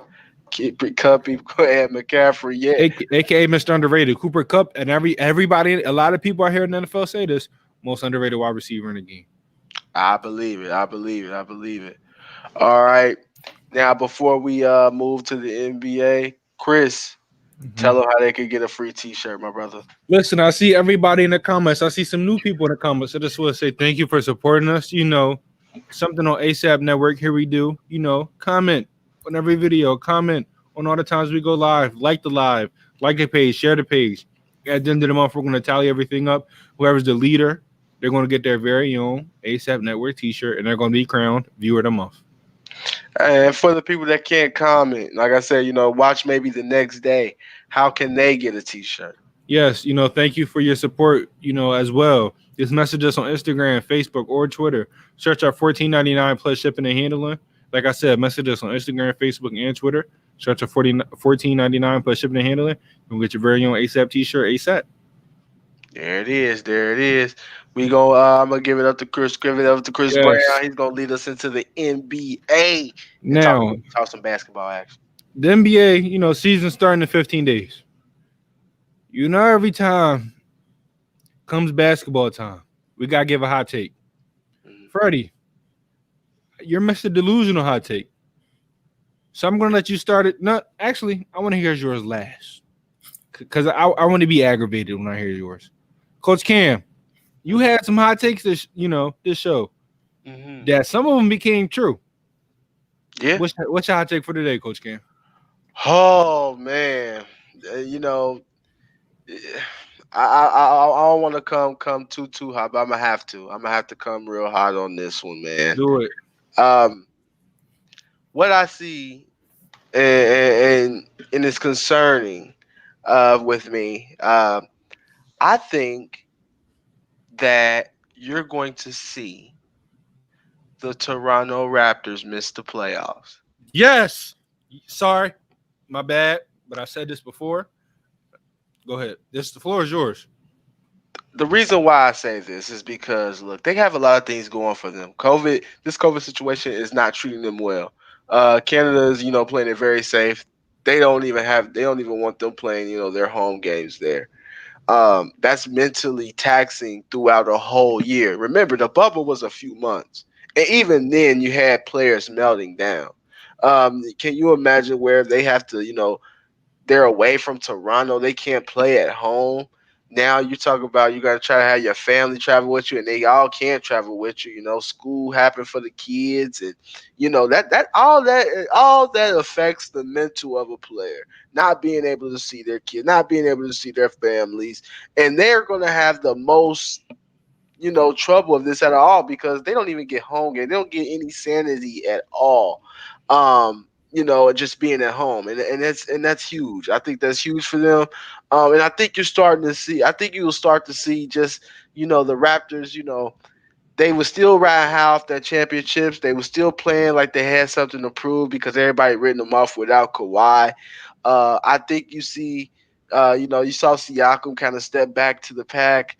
I love Kyle Lowry. I do. I think he's one of the top, you know, like a top 5, top 6 point guard in the league.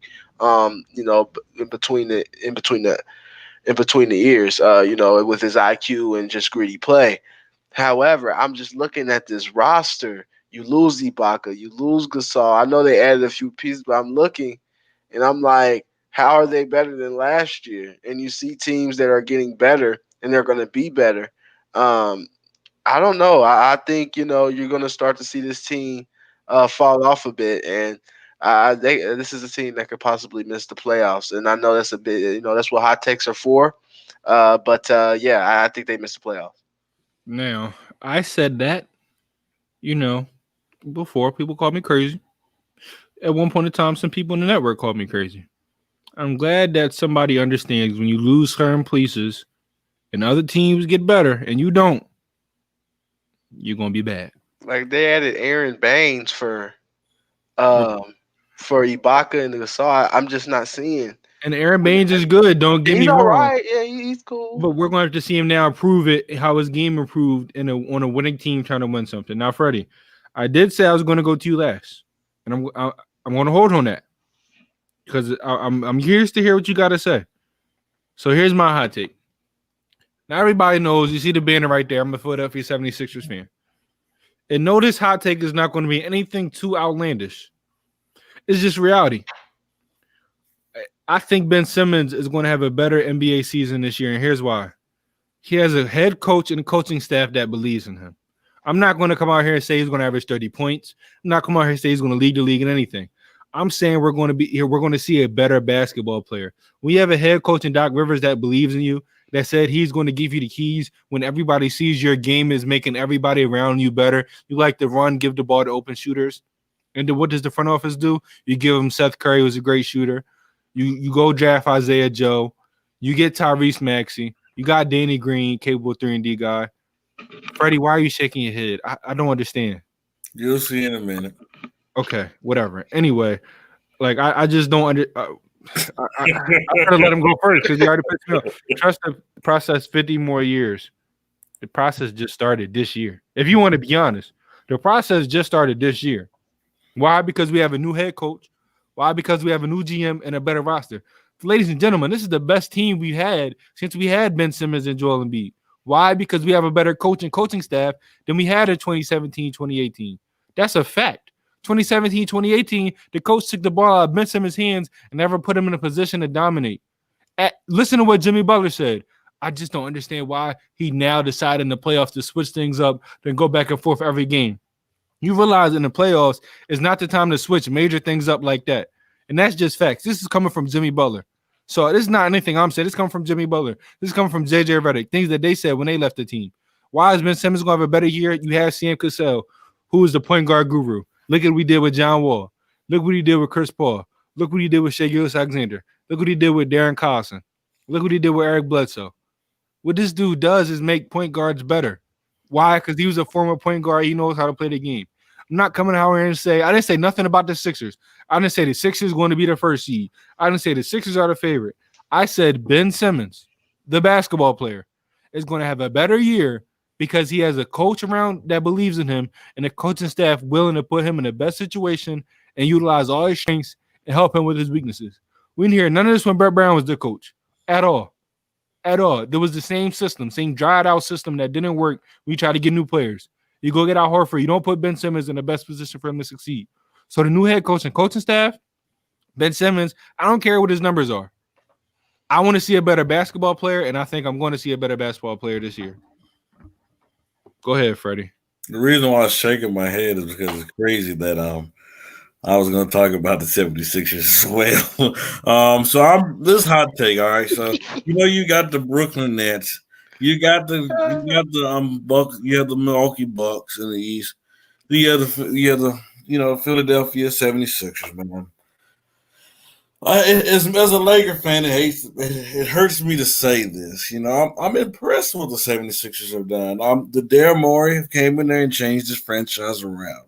So, yes, we can stop saying trust the process because they actually have an actual team in Philadelphia. This is the first year, even when we got Jimmy Butler, the head coach was the problem. This is the first year trust the process really begins. That's all I have to say. 5 years, Doc Rivers. 5 years, Daryl Morey. 3 years on our stars. Trust the process starts now. But go ahead. So now you have a team that you can believe in. You have a coach who's going to get Joel Embiid in the post, who's going to use Ben Simmons as a true point guard, who's going to get them shooters open. You have a Seth Curry and you have a Danny Green. Even with the rookies that they drafted this year, Seth Curry is more than just a open shooter. Seth Curry is a person you can give the ball, and he can also relieve some of the pressure off of Ben Simmons at times. But you know what? What the hot take is going to be, the Philadelphia 76ers will not be the third seed. They will not be a second team. They will be the first seed. They will win the East this year. They will actually make it to a conference finals this year. And no telling what might happen. They might end up going to the finals. Why? Because from top to bottom, they have offense, they have defense, and they have leadership. And what do every team need? Leadership. and they have leadership from the coaching to their players. I'm just saying. Hey, I see it. I believe it. I will say, It hurts me to say this, but I see it. as a Sixers fans, I didn't expect that. As a Sixers fan, I thought for us to be good. I wasn't going to say we're championship or bust this year because we have a longer path other than other teams. And just to answer some of these questions, I like Doc Rivers as a coach. He might not be the best coach, but he's a 100% upgrade from our last coach. You know, you don't think Ben should be playing a 4 at times. No, Ben Simmons is the best passer we have on this team, the best playmaker we have on this team. The only reason he maybe should be at the 4 is we got Shake and Maxey and trying to run a gun. But regardless, it's positionless basketball. Don't matter who's in the game, he's going to have the ball in his hand more than anybody. Won't be enough. I'm not going to argue that at all. Chris, the reason why I say it, man, because you got to look at what's going on in the world. You know, this team this year is going to be a lot of about these young teams that was not playing late like they was because of the COVID stuff. And this Philly team is going to be young. They're going to be fresh. They're going to be ready to run right when the season starts. And I believe they can beat, a lot of those teams. I mean, I just do. We got to move on, but quickly I'm going to say why I disagree. I disagree because just like why the Lakers won the championship, they won because of chemistry. When you got COVID going on right now, you got to hold players accountable. One thing, we have chemistry, we have a bond with guys, it's going to be easy to do that. This team is new together. Giving them the 1 seed is generous. I even didn't have them the 1 seed, but I'm not going to argue with you. But yes, it's time to move on. We got the hot takes. And speaking of COVID, let's talk about it right now. Guys, starting with you, Coach Cam, how do you think COVID is going to affect the NBA season? It's going to affect it a great deal. You have to look at it like this, even with the NFL, you have some players that had COVID, you have practice squad, you can just call them up, fill a spot, continue to play the game. However, when you have a 15-man roster, 5 of your players gets COVID, you're done. You're talking about, and don't let it be 3 starters and 2 role players. Now you're talking about you're trotting out there almost a G League team trying to play for 2 weeks. That's huge. Like I said, because the bubble is not going to be existent. So you were talking about traveling. Teams are going to catch COVID. Players are going to catch COVID. And it's almost kind of like, they're using this like, let's just do herd immunity. Let's get it over with. Let's catch COVID, let them heal. So they can just be kind of immune to it. It's going to affect it a great deal. We may see teams, lose certain seeding because of it. Because you talk about earlier in the year, let's just hypothetically say my Mavs, right? Mm-hmm. Say if their schedule starts off with Lakers, Sixers, Blazers, 5 playoff teams, and Luka, KP, and Josh Richardson has COVID. You know what I mean? That's 0-5. Mm-hmm. That's 0-5. You talk about start of seasons, middle of seasons that could affect playoff spots. This is going to be a weird season. I know we're trying to predict where teams are going to be. Honestly, I don't think any of us are going to be right because COVID can just change this thing. And it's going to be a season like we never saw before, even in the bubble. So both of you, I have a question, Freddie, and you can answer this question first. We look what the NFL is doing with extra practice squad guys, having more guys on your roster. Do you think the NBA should be allowed, to do that? Have kind of an 18-man roster, being able to bring guys up more, have more guys at practice. And I will say this, because you look at the draft and teams that drafted a lot of guys, and some of these guys go to the G League. And just to bring up my team, we didn't draft and brought in a lot of guys, enough to have an 18 to 20-man roster. Other teams have enough to have an 18 to 20-man roster. Do you think the NBA should do that because of, kind of what Coach Cam said? You got a 15-guy roster, 5 guys catch COVID, and, you feel me? So, Freddie, how you feel about that? Of course. I mean, because like you said, what happens when the 3 or 4 players catch COVID? You need to you're going to forfeit the game or, you got a game still got to be played, So, you got to. The one thing I will say about the NBA and NFL, it's kind of make you feel better when Adam Silver's the commissioner, against Roger Goodell. Yes, they put out a lot of the, mandate, which you can't go to the bar, you can't go to clubs, you can't go to certain events. Hey, it's smart. You have to do what you have to do to keep the season going.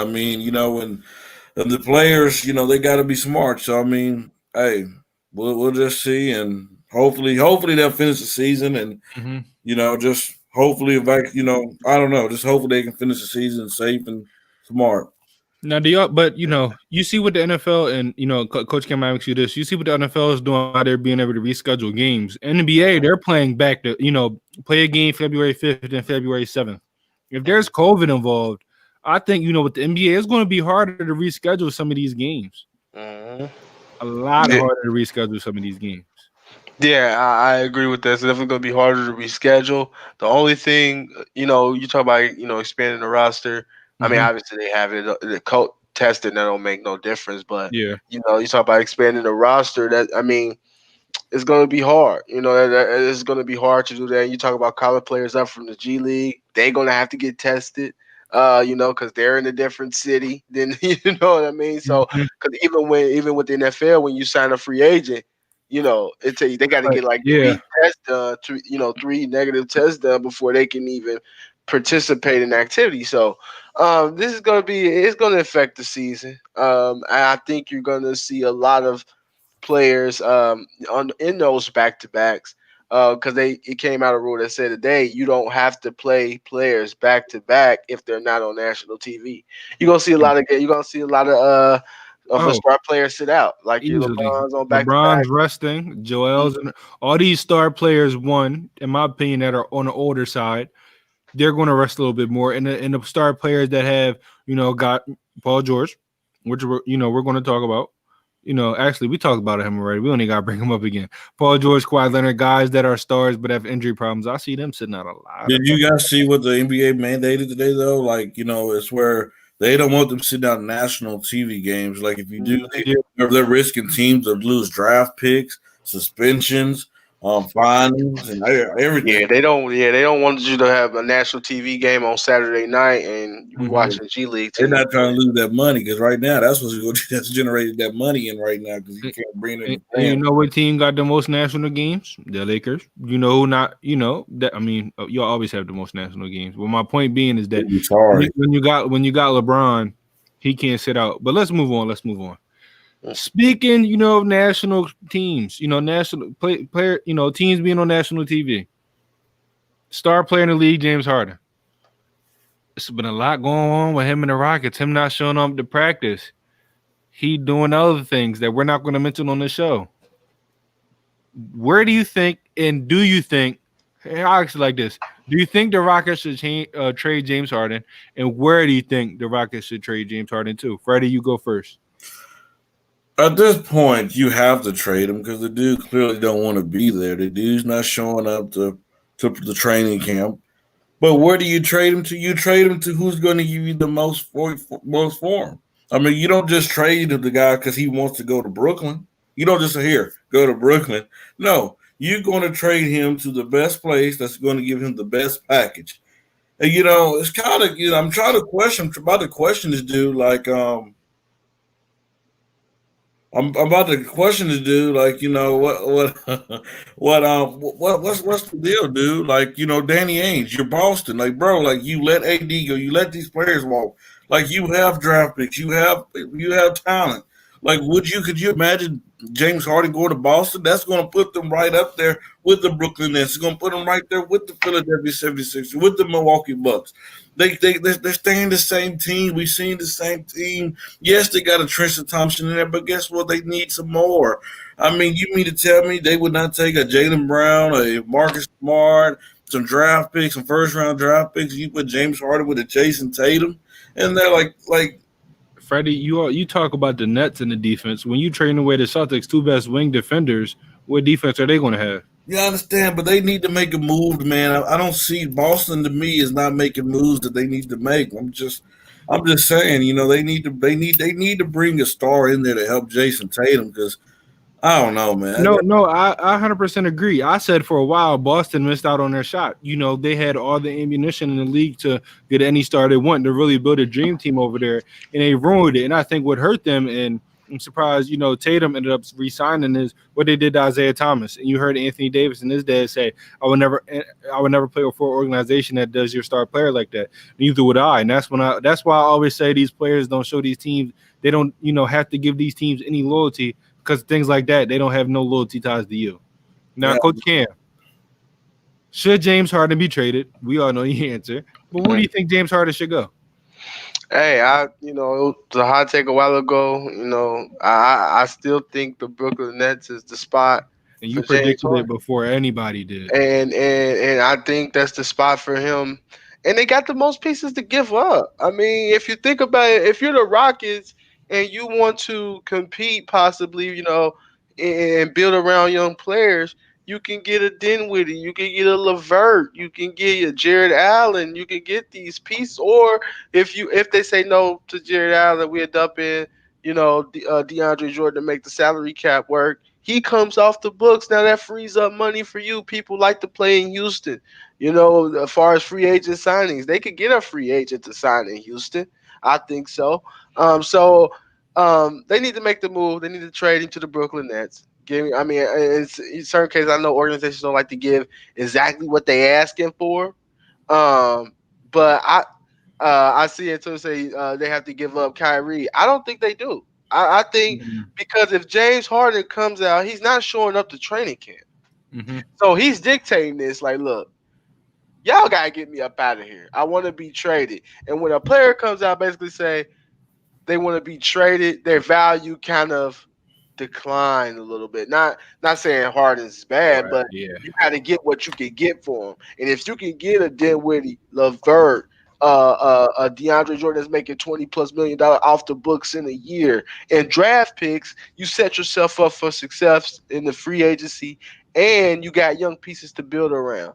So, and eventually, like I said, you got to bust it up. I think a good place to trade him is the Brooklyn Nets, because everybody knows James Harden doesn't want to be in Houston, so nobody's going to give up a major star to trade for him. So they got to get a lot of young pieces that could be on the all-star level caliber. Yeah, Coach Cam, just for you guys in the comments that might not know, Coach Cam said that way before Woj broke that story, way before Shams broke that story. Coach Cam's been saying that for months. And so the fact that he said it and it came true, that shows you what you get on All Sports, All Plays, real talk. But listen, for me, until what was going on right now, I wasn't quite sure James Harden wanted to go. But D, just to answer on it, he was in the club. He was with Lil Baby and them, giving Lil Baby honey buns, Richard Millie, 100,000 cash. I don't know if y'all know, but that's big time stuff. Right. So, but really up until then, I didn't want James Harden to go, because when I looked at the Rockets, I thought they can compete, adding two big men in Christian Wood, and DeMarcus Cousins, getting John Wall, which is basically kind of the same player as Russell Westbrook, more of a playmaker, not going to shoot as much shots. I'm thinking, okay, you can still be good. But, for me and James Harden, dude, I know you're doing all these antics, but if you want to go, just come on the media, said I want to go. That's how I feel. And that's how I feel like if you want to leave, either tell them or make it be known I want to go. I know, listen, I'm not trying to tell them what to do, but it's just like, it sucks looking at all these people creating all these narratives, judging James Harden because he's doing all these things, when I know he really just wants to win the championship. And you're talking about a guy in Houston that only had 4 All-Stars in 8 years and dominated the league. He deserves a championship. But with that being said, Brooklyn Nets is probably the place he's going to go. Brooklyn Nets honestly have more to offer. They want a young star.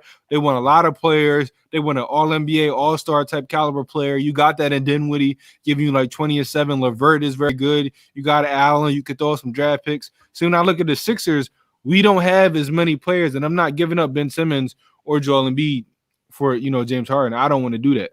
Now, if he wanted me to championships, I'd have a different story in 3 years. But until then, I don't like the way that's going to go. I was looking at, until that report was being made, I'm like, maybe the Thunder could do something. The Thunder have all the draft picks they need. But I think the Thunder window is maybe in 3 or 4 years rather than right now. So yes, James Harden has to go to Brooklyn. I thought maybe the Warriors, but once you got Kelly Oubre, I think that nipped that in the bud. So time to move on. Well, I got a rebuttal on that. Real quick. If you're Brooklyn, if you're Houston, hold on. You say you don't have to throw Kyrie in there. If I'm Houston, you have to give me Kyrie Irving. I don't care about the rest. You're not gonna get it. But let me tell you why. Let me tell you why. Why are you asking for Kyrie Irving if you already have John Wall? That's just what bad I'm saying. basketball. You asking for players just to have them you know you're not going to get. And I understand they need a star player, Freddie, but they're not going to ask for another point guard. You just traded for a point guard. Those point guards not playing together. You get a Dinwiddie, you get a LeVert, you get a Joe Harris, you get a Jared Allen. Those 4 quality players right there. And then, but why would Brooklyn do that trade? Why would you gut your team out like that? Hey, to be honest, look, don't say gut your team because look at what your team did with the Los Angeles Lakers, and look what a star can do for your team. Exactly. And your Lakers gutted everybody. They traded Hart, they traded Ball, they traded Ingram, picks, and everything else, and they brought in AD, a first team All NBA caliber player. And they won a championship. A first team All NBA caliber player, a superstar, is always worth it. Always. Giving up the farm. So if it's Joe Harris, bye. When do we do it though? When do we do it though?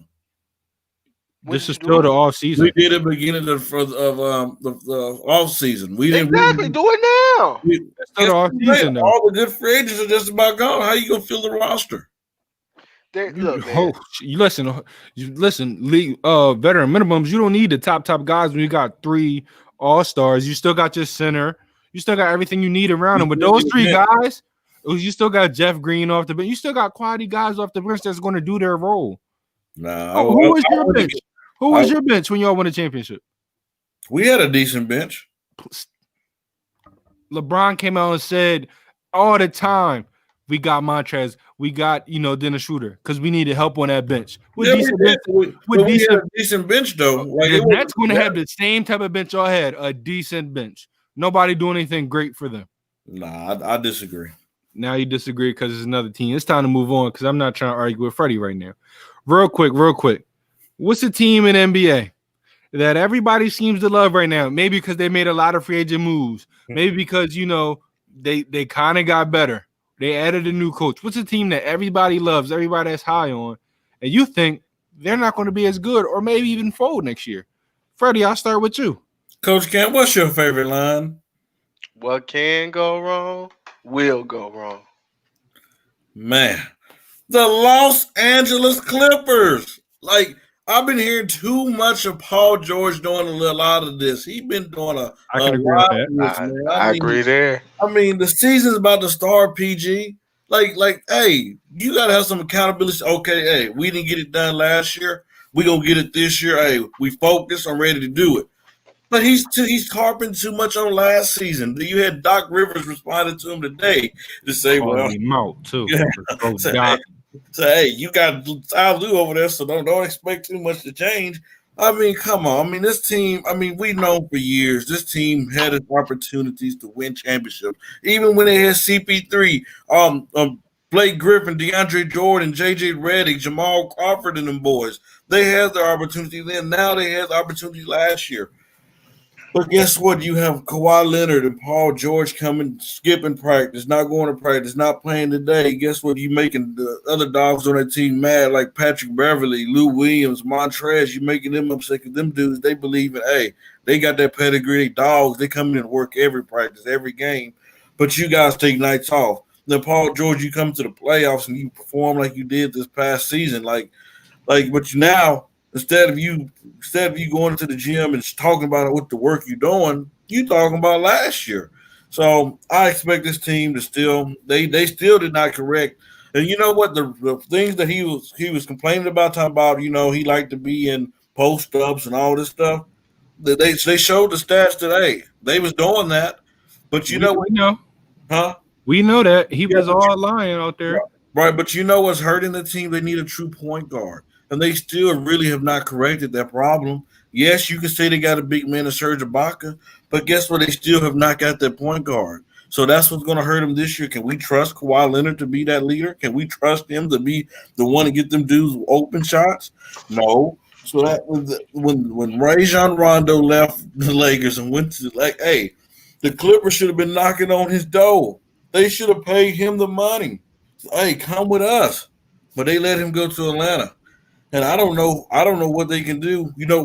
Westbrook was not a bad pickup at that point, but he's in Washington now.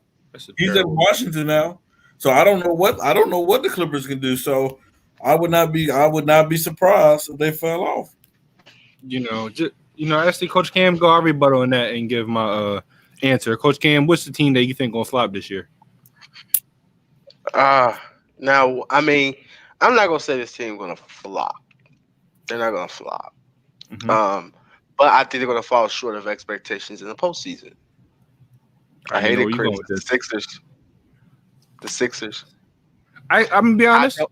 I'm I not don't. too mad because it's the first year. And the But I'm reason, mad, but I ain't too mad. the reason why is because I like the moves that they made. Like we talked about on this show, the Seth Curry for Josh Richardson, and pieces and things like that. I thought that was a great move for both teams. They needed the shooting, we needed the perimeter defense. I like their draft. Their draft wasn't bad at all. Best. I'm not sold on the head coach. I know they're better. I know it's better than Brett You know Brown. how bad my former coach was? I get it. You tell me all the time how bad Brett Brown was. That's And like you getting a Chargers coach right now over Zach Taylor. Not even that. Maybe a different coach. Regardless, McVay That's fair. over Zach Taylor. Yeah, absolutely. You see how bad that Brett Brown was? I get it. I understand. I just want to see more from the duo. The duo has to prove it to me on a consistent basis in the regular season, and I want to see them in the playoffs. I want to see Joel Embiid. And that will give me. He dominated in the playoff series. Killed the Celtics. He did very well. I want to see it again. I want to see it again from Joel Embiid. I want to see him averaging 30 and 10 throughout a postseason because that's the type of player he is. And with Ben Simmons as well, I want to see. He can't go games where in the playoffs he got about 6 points, 6 rebounds, 5 assists. You can't have those games. And those was the type of games that kind of hurt them when they had Jimmy Butler, because that was a team there that I thought was going to beat the Raptors. And if they would have beat the Raptors, we won the championship. Everybody knows that. It's possible. You possibly win the championship or at least be in the finals for sure. With the injuries and everything, but you're in the finals for sure. I need to see it for both of them. And the reason why I say it ain't gonna flop, but I can see just a playoff fold and collapse, because I can see the Sixers. I can see the Sixers in the second round, or even in the conference. I can see them up 3-1.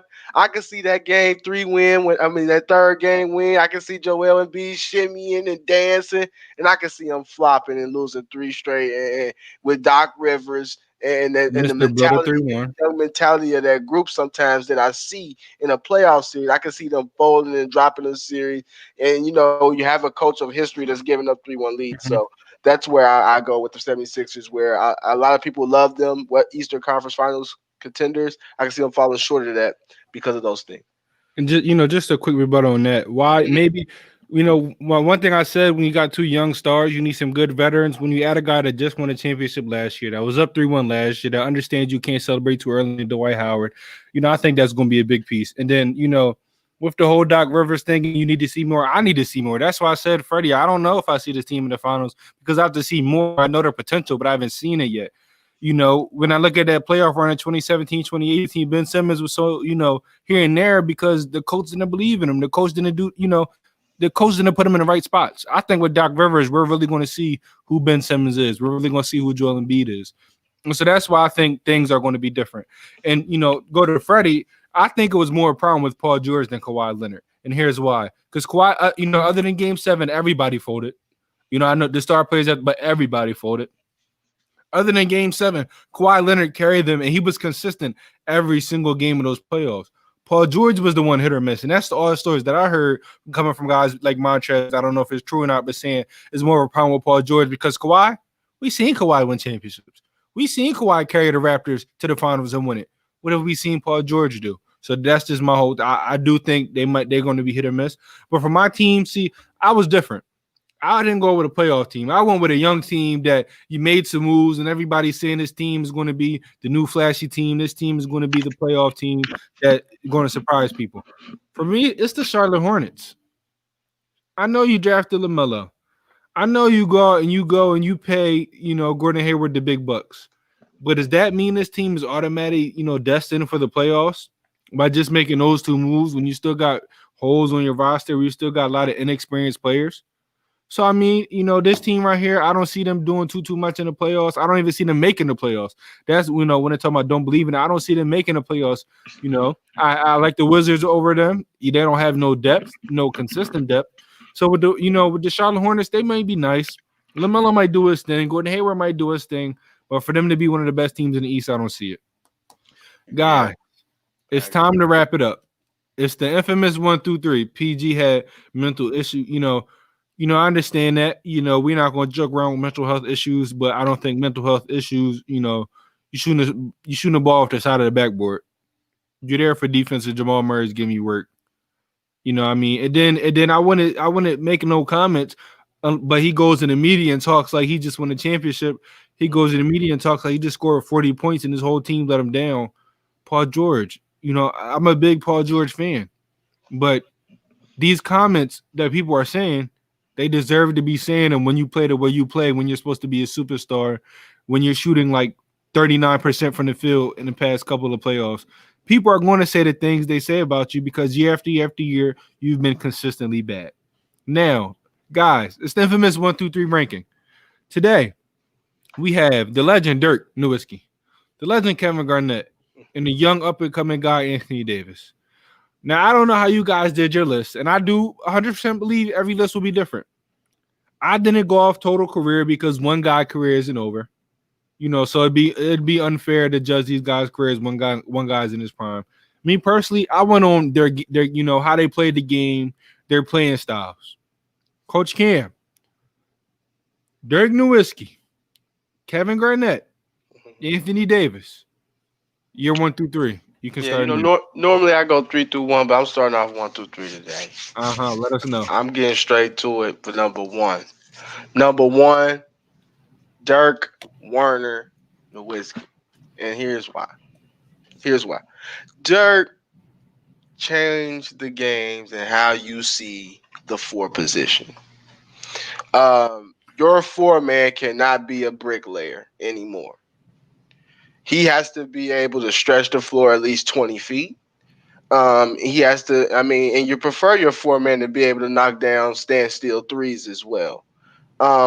What Dirk done as far as the offensive game and what he's done for Europeans as a whole, really kind of changed the game. He's opened it up for your Porzingises and these type of players, your Jokic's now, and you're seeing everybody doing the one-leg step back. Who started the one-leg fadeaway jumper? It was Dirk Nowitzki, and the reason why I give him the nod over KG and AD is because of that 2011 playoff run. I'm not even going to talk about just I'm talking about the whole playoff run.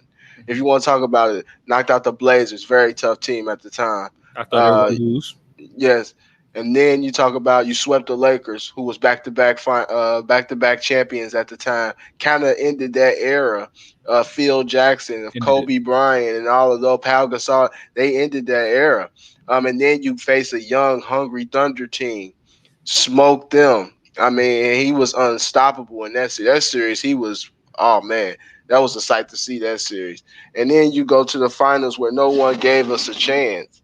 And don't get me wrong, the team was built perfectly. The team was built, it was deep 1 through 11. I'm not going to sit up here and say that he didn't have help. He did have help, but he didn't have an all-star on that roster.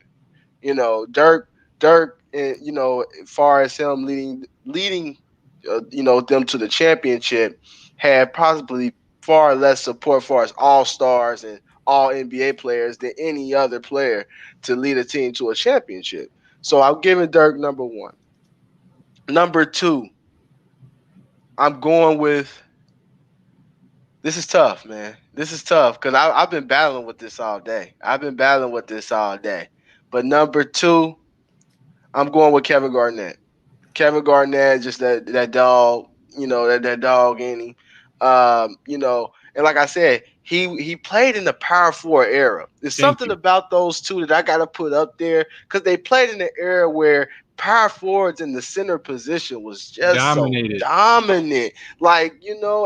And for you to be the top of the food chain at the time, you talk about people forget Rasheed Wallace was a hard cover, and you talk about so a guy that could take you out from three, and you got to guard that on a night in and night out You got the basis. Webbers. You got Webbers, you got Tim Mary. Duncan, Woo. you got. I mean, you talk about those fours positions, and KG was up there. He won an MVP. He was a defensive player of the year, and really trying to change the culture of the Celtics. I know. It was him and Ray Allen came over there, but far as just the mindset of the, you gonna defend. Paul Pierce wasn't known as a defender, but all of a sudden you seen Paul Pierce defending, you seen Ray Allen defending, you seen these guys defending. It was all because of KG. And number 3 is Anthony Davis, and it's no disrespect to him. His career is still going. He could easily move up this list. He could finish the career at 1. For well, I know, but far as right now for me, Anthony Davis is still at the 3 behind these guys. For me, I want to see Anthony Davis lead a team to the East, to a conference finals. So for me, he don't have to go to the finals necessarily because he got a championship. Mm-hmm. But once LeBron's gone, I want to see him lead a team to a conference championship. I want to see him possibly lead a team to the finals. That's what it is for me. I understand New Orleans has shortcomings, but it was too many years in which they just did not make the playoffs. And for me, when you're considered maybe a top 5 player, that can't happen. And when you talk about 1 through 3 and we talk about greatness, you got to nitpick. So that's why I'm not worried. Yes, I know I said, guys, I won't, try to judge these guys' careers. I kind of told a fib. You can't. It's hard. It's hard. You really can't break down this list without throwing some things in their career. Because Coach Cam said that playoff run by Dirk Nowitzki. I mean, we haven't seen something like that since Hakeem. So yeah. I mean, yeah, you talking about 2 guys very underrated at their position that don't get the respect they deserve. But that's a conversation for another day. Freddie Henderson, like I said, every list will be different. Coach Cam, his list: Dirk, KG, Anthony Davis, Freddie Henderson. What is your list, 1 through 3, or 3 through 1, whatever you want to give it? You're on mute before you start talking and start saying craziness. Unmute yourself. I'm glad you told me because I was just about to start rolling. Man, I'm like Coach Cam. I kept looking at it. I'm like, man, this is actually really pretty hard because you can go all kind of ways with this. Number 1, I got Dirk Nowitzki, man. Like I said, I live 2 hours from Dallas. Dirk. Man, you see the dude. He'll let 3-point line. He can shoot a 3, get in the post at one leg. I mean, the dude can do it all. I mean, we all know what Dirk brings to the game, and I think number 2 is going to surprise everybody. Didn't surprise anyone. I have Anthony Davis at number 2. I thought he was going to have him at 1. Did it surprise you? Oh, okay, good. Nah, not number 1. Number 2, I got him at number 2 just because what he brings to the game on the defensive end. Coach Cam said what Kevin Garnett did for Ray Allen, and then I think same thing AD did for LeBron. No disrespect to LeBron, but last year, for the last couple of seasons, we all know that LeBron, he tends to take off on the defensive end during the season. But I think AD, he challenged LeBron last year during the season. Hey, we're gonna do this. We're gonna compete on both ends of the floor. I think he made a lot of the other guys look better on defense as well. Because I mean, you're talking about a dude to get the verticals. I mean, it's just crazy. And number 3, man, hey, you got to give credit to Kevin Garnett, man. I wish, if it's true what that dude said on All the Smoke, that said that he wanted to come to my Lakers, and Kobe, like, man, I'm like, Kobe, what were you doing? Like, but Kobe, like, what are you doing? But like KG, man, that dude was tough. Even before his Boston days, when we was in Minnesota, if they would have put a team around that dude, like that dude was dirty. That dude could, he was just dirty, one of the best. Like, I know what that dude was going. Hey, if you get in a fight with somebody, if you want somebody to ride with you, you want KG on your team because that dude, he's not backing down. He's all bark, but he will bite you too as well. So that's my top. Well. I said every list would be different. It is. Every list is different because here's my list. No disrespect, right? I'm going to go 3 to 1. Number 3, Anthony Davis. And this is no disrespect to Anthony Davis. I'm a firm believer. I've been an Anthony Davis fan since Kentucky, where he averaged a crazy amount of blocks and really, became that number 1 guy. When Anthony Davis will retire, he's going to retire number 1. But for right now, Coach Cam said it best. Top 5 player. And, you really couldn't do much with that Pelicans team. And y'all had some good rosters. I understand you. Now, I will say this: they did go against the Warriors a lot, you know, but you still got to do more. You got to be a higher seed, you know, and like Coach Cam said, get to the Western Conference Finals, and even by yourself, and you moving up. I still think he's going to retire, number one out of these three guys. But if you can reach at least to the Western Conference Finals by yourself, that's proving something. I need to see him lead. I need to see him do more. I need to see him be more healthy, And I'm not saying he can't do these things, but these are things I want to see. I'm an Anthony Davis guy, but there's still some things I need to see from AD. But for right now, I mean, he's the best power forward in the game. That's not even a debate. Number 2, I got Dirk Nowitzki. I got Dirk, and Dirk, Dirk different. Dirk's different. You talking about a guy that, changed the game where look at Kristaps Porzingis, look at Jokic. I mean, we're not having these guys in the league if it's not for a guy in Dirk Nowitzki. 7 foot, really shooting threes. Now, you've seen some big guys trying to stretch the floor, maybe shoot a 10-footer, a 15-footer. No, Dirk's taking it all the way to the three-point line and is shooting better than everybody's point guards, everybody's shooting guards. He dominated the post. Dirk's style of scoring was different from anything that the league has seen. And when you look at guys scoring right now, it comes from guys like Dirk Nowitzki. What Dirk Nowitzki did in 2011 was nothing but dominance. I also seen Dirk get punked by the We Believe team from Golden State, which is true. Yeah. But I've seen both. What I can say about Dirk Nowitzki is that I seen him lead a team that didn't have a lot of all-stars.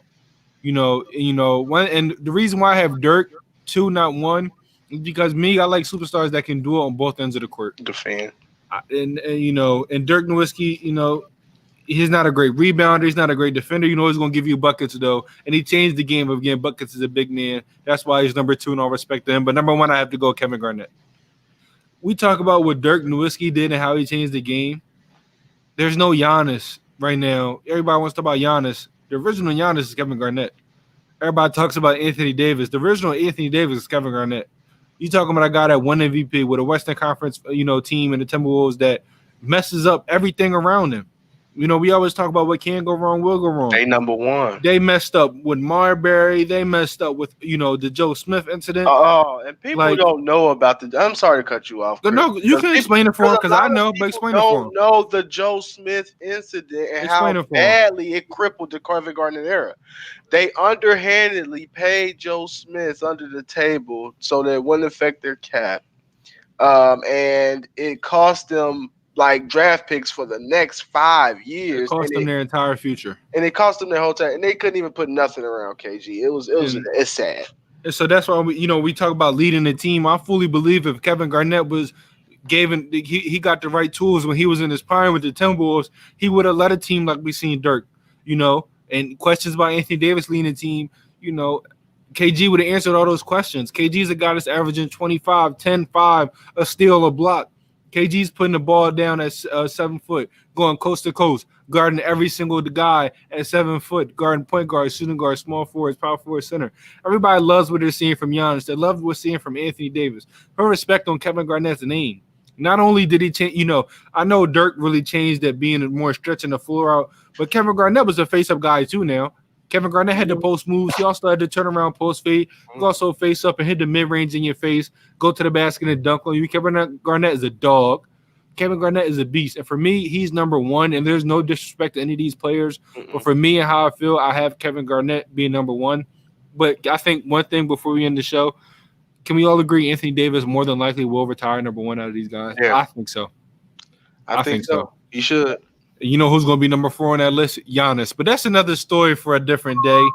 That's another story for a different day. Freddie, why don't you end us off, my friend? Hey, like Chris said, I'm just laughing at what he just said. But, hey, tune into All Sports, All Plays Network.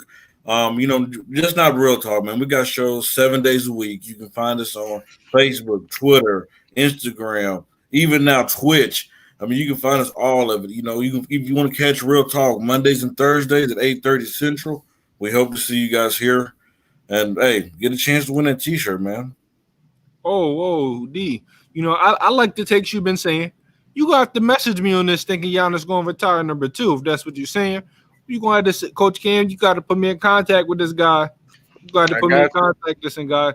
But yes, D crazy. D got that ugly Xavier up there. I know he gonna get on me about that because they beat my Cats, but so I gotta hear that from him. Yes, and D, we also have a college show, so make sure you tune in to Jock Talk. Well, I Yep. see you in the comments. Thank you for supporting us. Hope to see you again on Thursday. Hope to see you on some other shows. And thank you for all the new faces and the familiar faces we saw today on Real Talk. Guys, this was a great show for everybody out there. Make sure you keep commenting for that viewer of the month. But it's 11:55. It's time to watch these bad highlights of my Eagles because I need to determine if Carson Wentz is truly the problem. And that's how I got ended. I'll send you my highlights. I'll show you what I'm looking at. I know we're not talking about the church league basketball team you on where you average 2.1 points and 12, 12 turnovers in 30 minutes. Like Shaq say, you better Google me. This probably going to end it off, guys. I Googled Freddie Henderson. You know what I saw? Nothing. Freddie, cue the music. You better Google me. Nothing. Freddie, cue the music. But All sports, all plays. All sports, all plays. All sports, all plays.